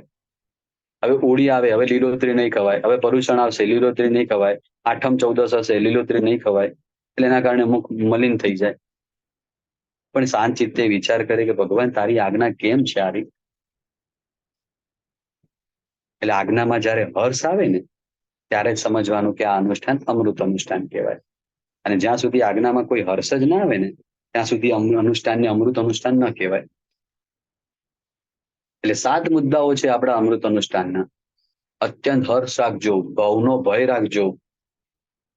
જ્યારે પણ આજ્ઞા મળે, આજ્ઞા પાલન કરવા મળે, જેટલી પણ આજ્ઞા પાલન થાય, હું એમ નથી કહેતો તમે આંબીલ કરો, તમારાથી નૌકારસી થાય તો નૌકારસી કરો, પણ અહીં આનંદ મારો મસ્ત મજાનો. ભગવાન તારી આજ્ઞા છે, બહુ આનંદ છે મને, તારો મારા પર અત્યંત અત્યંત પરમાત્મા ઉપકાર છે. આ ઉપકારને હું ભૂલી નહીં શકું. આ સંસારની અંદર કોઈ 5 કરોડ કે 25 કરોડ નો ઉપકાર કરતો હોય, કદાચ ધંધામાં નુકસાન આવ્યું હોય, અને એ વખતે તમારા ધંધામાં નુકસાન આવ્યા પછી 5 કરોડ કે 25 કરોડ કંઈક પણ XYZ નુકસાન આવ્યું હોય, અને તમારા પડખે જ્યારે કોઈ ઊભું રહે ને ત્યારે તમે એમ વિચાર કરો કે સારું મારા પર કેટલો ઉપકાર એનો. સંસારની અંદર વ્યક્તિના ઉપકારોને માનીએ છીએ, સાધના જગતની અંદર પરમાત્માના ઉપકારને ન માનીએ તો કેવી રીતે ચાલે? પરમાત્માના ઉપકારને માનવાનો છે. જ્યાં સુધી મારા પરમાત્માનો ઉપકાર ન માનો ત્યાં સુધી કેવી રીતે ચાલે? શ્રીપાળ મૈણા અને માતા સાસુમાં બંને વાત કરે છે, કોઈ ચિંતા નહીં કરો, મારું અનુષ્ઠાન અમૃત અનુષ્ઠાન છે, બધું જ સારું થશે. અને એવામાં શ્રીપાળનો પ્રવેશ થયો અને શ્રીપાળ માતાને પગે લાગે છે, મૈણાની સાથે સુખપૂર્વક વાર્તાલાપ કરે છે, અને પછી એમ કે છે બધી રાણીઓ આવે, 8 રાણીઓ, એ 8 રાણીઓ આવી માતાને ચરણોમાં લાગ્યા, પગે લાગ્યા, અને મૈણાના ચરણોમાં પણ પગે લાગે છે કે અમારા કરતા મોટા છે અને ગુણિયલ છે. ગુણિયલને નમસ્કાર કરવામાં છે ને ક્યારે સંકોચ નહીં રાખવો જોઈએ.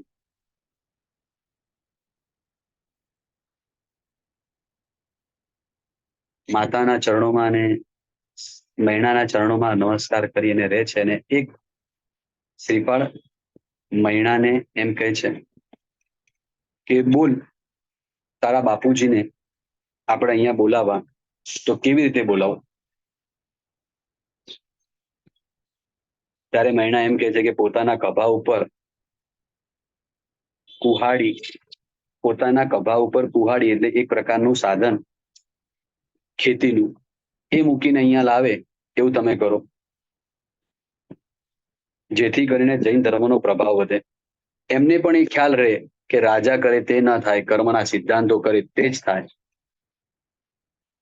પિતાને નીચે પાડવા કે પિતાનું નીચે દેખાડવાની કોઈ જ મનોવૃત્તિ નથી. હંમેશા એક વસ્તુ ખાસ યાદ રાખજો, વ્યક્તિગત વ્યક્તિગત દુઃખ પડે, વ્યક્તિગત કોઈ બોલતું હોય તો સહન કરવાનું, પણ જયારે સમષ્ટિગત વાત આવે ને ત્યારે ન બોલીએ તો ન ચાલે. એક શ્રમણ ભગવંતોની કોઈ નિંદા કરતું હોય, એક શ્રમણ ભગવંતોની કોઈ નિંદા કરતું હોય ને એ વખતે એ શ્રમણ ભગવંત સંભાવે સહન કરે એ ચાલે. પણ જયારે કોઈ સમષ્ટિગત શ્રમણ ભગવાનની નિંદા કરતું અને એ વખતે જો મૌન બેસી રહે ને, એ વખતે જો મૌન બેસી રહે ને તો એ ન ચાલે. મારી વ્યક્તિગત નિંદા કરો એમ તો ચાલી શકે, પણ સંઘની નિંદા કરતા હોય ને ત્યારે હું જયારે મૌનપણે બેસી રહું એ ન ચાલે. નિંદા વ્યક્તિની નથી થતી, નિંદા સંઘની થાય છે, નિંદા શાસનની થાય છે. અને શાસનની નિંદા થતી હોય ને મારું મુખ બંધ હોય તો કેવી રીતે ચાલે? વ્યક્તિગત કંઈ પણ દુઃખ આપો, સઘળું સહન કરવું પડે, પણ સમષ્ટિગત જયારે કોઈ દુઃખ આપે ત્યારે પણ જો સહન કરો ને તો એને કાયરતા કહેવાય, એને મૂર્ખામી કહેવાય, એને દોષ કહેવાય. મૈણાને પિતા ઉપર દ્વેષ નથી. મૈણાને પિતા ઉપર ક્લેશ પણ નથી. પણ મૈણા એમ સમજાવવા માંગે છે પિતાને કે પિતાજી, ધર્મના જે સિદ્ધાંતો છે અને કર્મના જે સિદ્ધાંતો છે, જે પ્રભુએ કયા છે એ સત્ય છે. શ્રીપાળે આજ્ઞા મોકલાવી દૂત દ્વારા કે અહીંયા હાથમાં કુહાડો લઈને આવો તો જ તમને જતા કરશો, નહીં તો યુદ્ધ કરવા માટે તૈયાર થઈ જાઓ.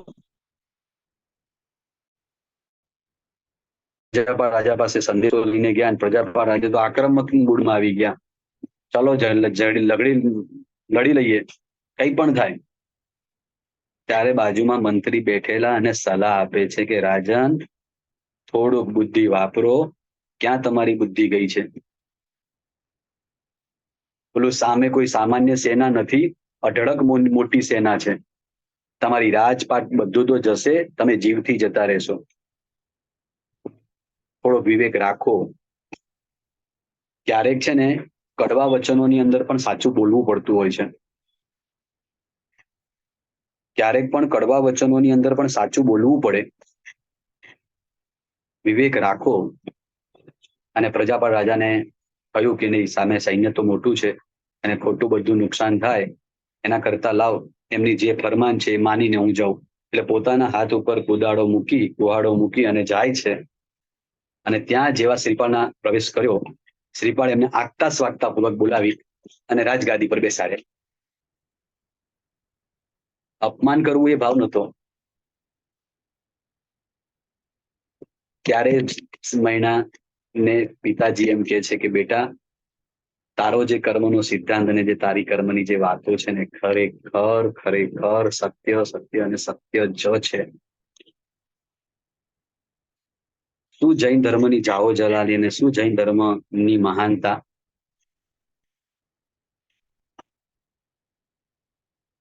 આટલો બધો જૈન ધર્મની મહાનતા, આટલી બધી જૈન શાસનની જાઓ જલાલી.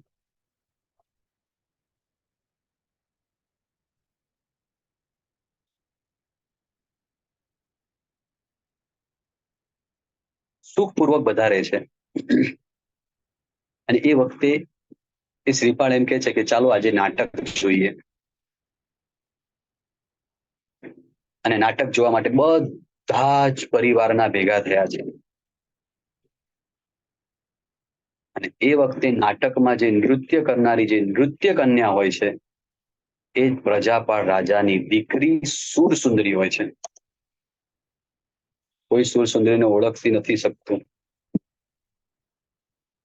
અને નૃત્ય કરે છે અને બોલે છે ક્યાં માલવ દેશ ને ક્યાં રાજા ને ક્યાં હું સુરસુંદરી ને અને ક્યાંનું ક્યાં થઈ ગયું.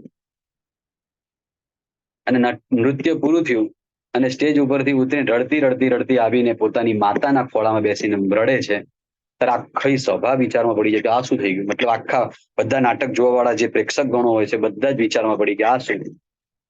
અને ત્યારે સુરસુંદરી એમ કે છે કે હું તમારી દીકરી સુરસુંદરી. તો કે બેટા તને તો લગ્ન મેં અરિદમન સાથે કરાવ્યા તો તું ક્યાં અહીંયા. તો કે મમ્મી સાચી વાત છે કે ત્યાં મારા લગ્ન અરિદમન સાથે કરાવ્યા પણ અમે અહીંયાથી લગ્ન કરીને નીકળ્યા અને બાજુના જ ક્ષેત્રમાંથી જંગલમાંથી પસાર થવાનું ત્યાં ચોર લૂંટારૂ આવ્યા અને અમારું બધું ધન લૂંટી ગયા અને જે અરિદમન રાજા હતા એ મને મૂકીને ભાગી ગયા. અને આ લોકોએ મને લઈ અને આ ગામમાં વેચી અને હું ત્યાં ગઈને નટડી બની અને આ નટડી બન્યા પછી અહીંયા આવી. દેખાતી રીતે સુરસુંદરી સુખમાં હતી. મૈણાને દુઃખ હતું પહેલા પણ સિદ્ધાંતોને વળગી રહેવાના કારણે કાળાંતરે મૈણાને સુખ હતું ને આ ન વળગવાના કારણાંતરે આને દુઃખ જ છે. યાદ રાખવાની ખાસ વસ્તુ છે કે ભગવાનના સિદ્ધાંતોને વળગી રહીશું તો વર્તમાનમાં કદાચ દુઃખ ભલે દેખાતું હોય પણ એના કારણે એના પરિણામે ભવિષ્યમાં મોટું જ સુખ છે. અને જો ભગવાનના સિદ્ધાંતોને વળગી નહીં રહીએ જો ભગવાનના સિદ્ધાંતોને નહીં પકડી રાખીએ તો અત્યારે કદાચ પ્રત્યક્ષથી સુખ દેખાતું હશે પણ કાળાંતરે મોટું જ દુઃખ હશે. મનમાં એવા શુભ ભાવોને રાખવાના છે. આવા મહાપુરુષોને જાણતા જાણતા કોઈ પણ ભોગે ભગવાનના શાસનને વળગી રહેવું છે. ભગવાનના સિદ્ધાંતોને વળગી રહેવું છે. ભગવાનના સિદ્ધાંતોને નેવે નથી મૂકી દેવા. પરમાત્માના સિદ્ધાંતોને તો હૃદયમાં જાણવા છે. પરમાત્માના સિદ્ધાંતોને તો માણવા છે.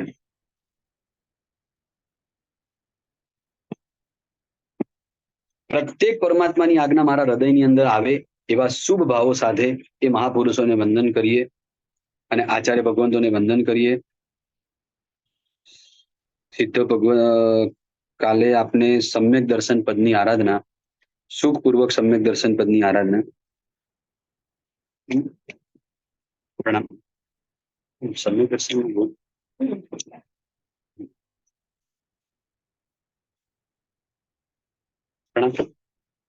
નિકુંજભાઈ આપણે તમે સમ્યક દર્શનની જે ક્રિયા છે એ એકવાર સમજાવી દેજો ને. એક જ મિનિટ.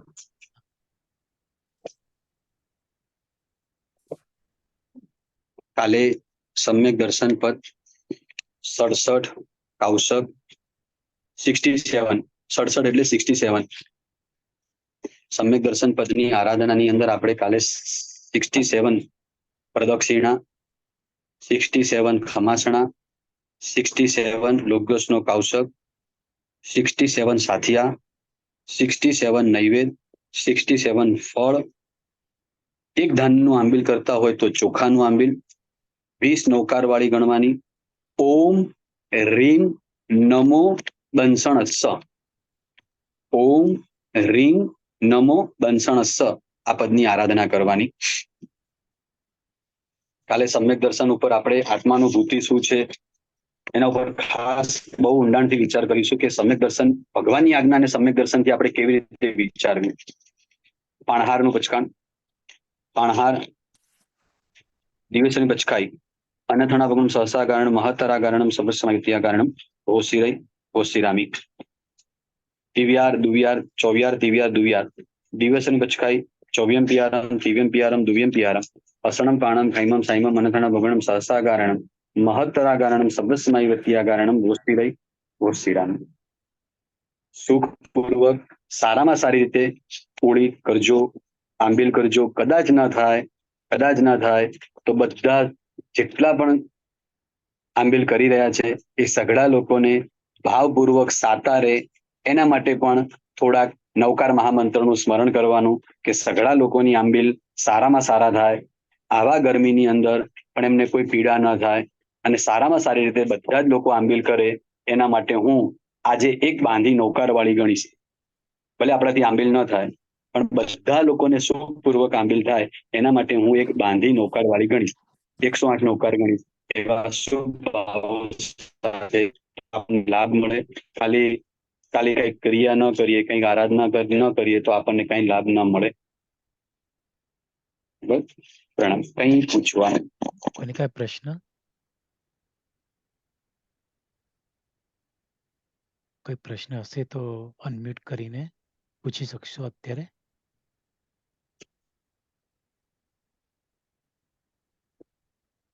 સારું કહેવાય, આપને કઈને પ્રશ્ન નહીં થતા, બહુ સારું કહેવાય. સરસ સરસ. પ્રણામ. અચ્છા, મને પ્રશ્ન છે, પૂછું? અચ્છા જી બોલો.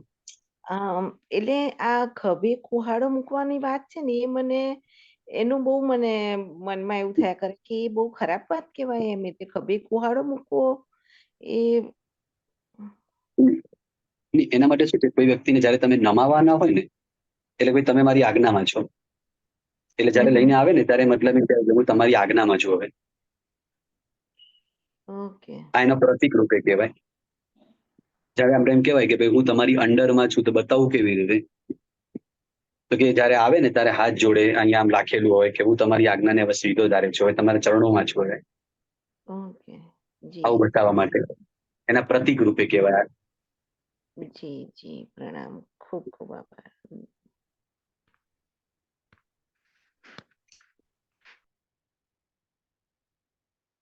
હવે ક્લિવલેન્ડ સંઘ માટે એક વિશેષ સૂચના. કાલે દેરાસરમાં નવપત પૂજાની પૂજનની વ્યવસ્થા કરેલ છે. 10 વાગ્યાથી 12 વાગ્યા સુધી નવપત પૂજા, અને ત્યાર પછી 12 વાગ્યા પછી આયંબિલ અને સ્વામી વાત્સલ્ય. એ રીતે ક્લિવલેન્ડ સંઘના સદસ્યો માટે વિશેષ સૂચના કે કાલે તમે પધારજો અને લાભ લેજો. ખૂબ ખૂબ આભાર નિકુંજભાઈ. આપણે આપને મહાવીર જન્મ કલ્યાણ ક્યારે આવશે? આપને કાલે આવશે કે પરમ દિવસે જ આવશે અમારે. એટલે તમારી કાલે એટલે તમારી સોમવારે અમારે હજી ચાલતું હશે રાતમાં. હા, અમારે સોમવારે, તમારે એ દિવસે આવશે ને? બરાબર. હા, તમારે હા બરાબર. એટલે અમારે રવિવારના જ આવશે, પણ અમારે રવિવાર ચાલતો હશે હજી. હા, અમારે સોમવાર ચાલતો હશે, ખ્યાલ આવ્યો. ખાસ બસ પરમાત્માનો જન્મ થયો છે, એ જન્મને માણજો. પોતાના દીકરા દીકરીના જન્મને માણીએ છીએ, બસ ભગવાનના જન્મને માણજો. એક ઉત્સાહ સાથે ભગવાનના જન્મને વધાવજો. એક ઉત્સાહ સાથે ભગવાનના જન્મમાં જોડાજો. દીકરા દીકરીનો જન્મ મહોત્સવ કેવી રીતે ઉજવીએ? દીકરા દીકરીનો જન્મ મહોત્સવ જ ના કહેવાય. પહેલા તો જન્મને ઉજવીએ છીએ, તો ભગવાનનો તો જન્મ મહોત્સવ કહેવાય. એ આનંદ સાથે ઉજવવાનો, એમ એક ખુશ થવાનું કે આજે મારા ભગવાનનો જન્મ થયો, આજે મારા ભગવાનનો જન્મ થયો. બહુ આનંદ છે, મને મજા આવે. કોઈ પૂછે ને કે આજે તમે આટલા બધા ખુશ કેમ છો, શું રહસ્ય છે, ત્યારે મુખમાંથી નીકળે આજે તો મારા ભગવાનનો જન્મ થયો હતો. આનો આનંદ છે. એટલે અત્યંત જ્યાં પણ કામ કરો ત્યાં પેંડા વેચ્યા, મીઠાઈ વેચી, લોકોને આનંદ વ્યક્ત કર્યો. પોતાના દીકરા દીકરીનો જન્મનો હોય તો કેટલા લોકોને પેંડા વેચ્યા હોય, કેટલા મીઠાઈ વેચવી હોય, કેક કાપી હોય, ધૂમધમાટ કરી હોય ને મસ્તી કરી હોય.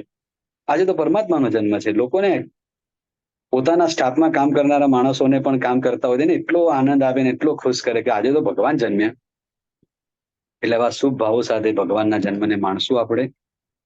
પરમાત્માની આજ્ઞા વિરુદ્ધ એક પણ અક્ષર બોલાયો હોય, એક પણ શબ્દ ભગવાનની આજ્ઞા વિરુદ્ધ ન હોય તો ત્રિવિધે ત્રિવિધે ત્રિવિધે મિચ્છામિ દુક્કડમ, મિચ્છામિ દુક્કડમ, મિચ્છામિ દુક્કડમ. પ્રણામ સર્વને. પ્રણામ. ખૂબ ખૂબ આભાર નિકુંજભાઈ. બધા સબ તપસ્વી સાતામાં રહીજો. આપણે કાલે દર્શન પદની આરાધના કરવા પાછા 8:30 વાગે જોડાશું સ્વાધ્યાયમાં. એ સિવાય ઘણાને આપણે દેરાસરમાં પણ કાલે શનિવાર છે એટલે મળશું આંબિલ નિમિત્તે, અને આરાધનામાં આગળ વધશું. પ્રણામ. જય જિનેન્દ્ર. પ્રણામ સર. પ્રણામ. ભાઈ સાતામાં રહેજો. બધા તપસ્વીઓ પણ સાતામાં હશે. કોલંબસ સંઘમાં અમે લોકોએ રવિવાર રાખ્યો છે. બધા સંઘને આંબિલ કરાવવાનું, જેને આવવું હોય એના માટે અમારા કોલંબસ સંઘમાં સવારના પૂજા છે, પછી સાંબિલ છે અને પછી સ્વામી વાત્સલ્ય છે બધાને.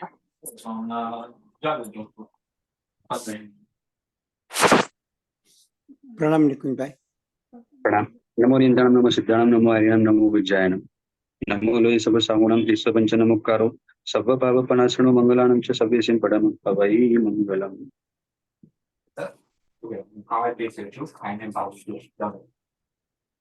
સાતામાં રહેજો, બધા તપસ્વીઓ સાતામાં હશે. પ્રણામ, ખૂબ ખૂબ અનુમોદના, અને બધા તપસ્વીની શાતા પૂછું છું, શાતામાં રહેજો. પ્રણામ, સાતામાં રહેજો. પ્રણામ બધાને, ખૂબ ખૂબ સાતા હશે, ખૂબ ખૂબ અનુમોદના.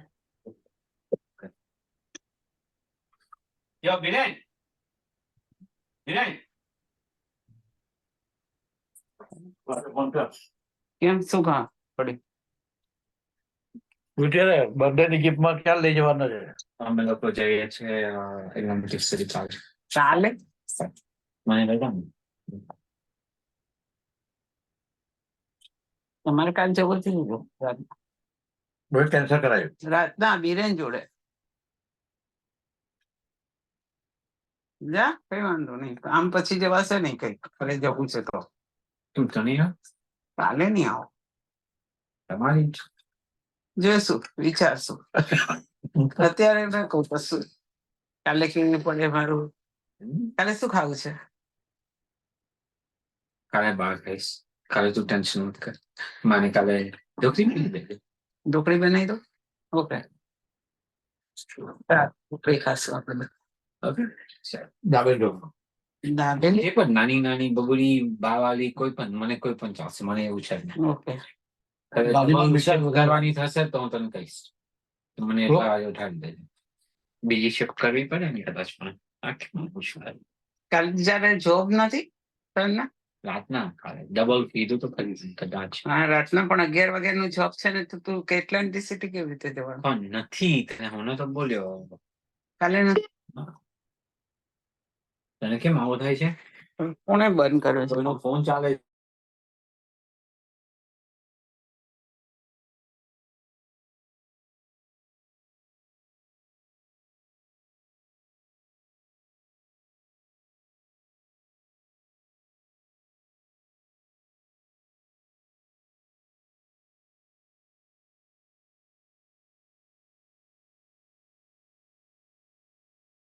નરેનના સમાચાર આયા કઈ?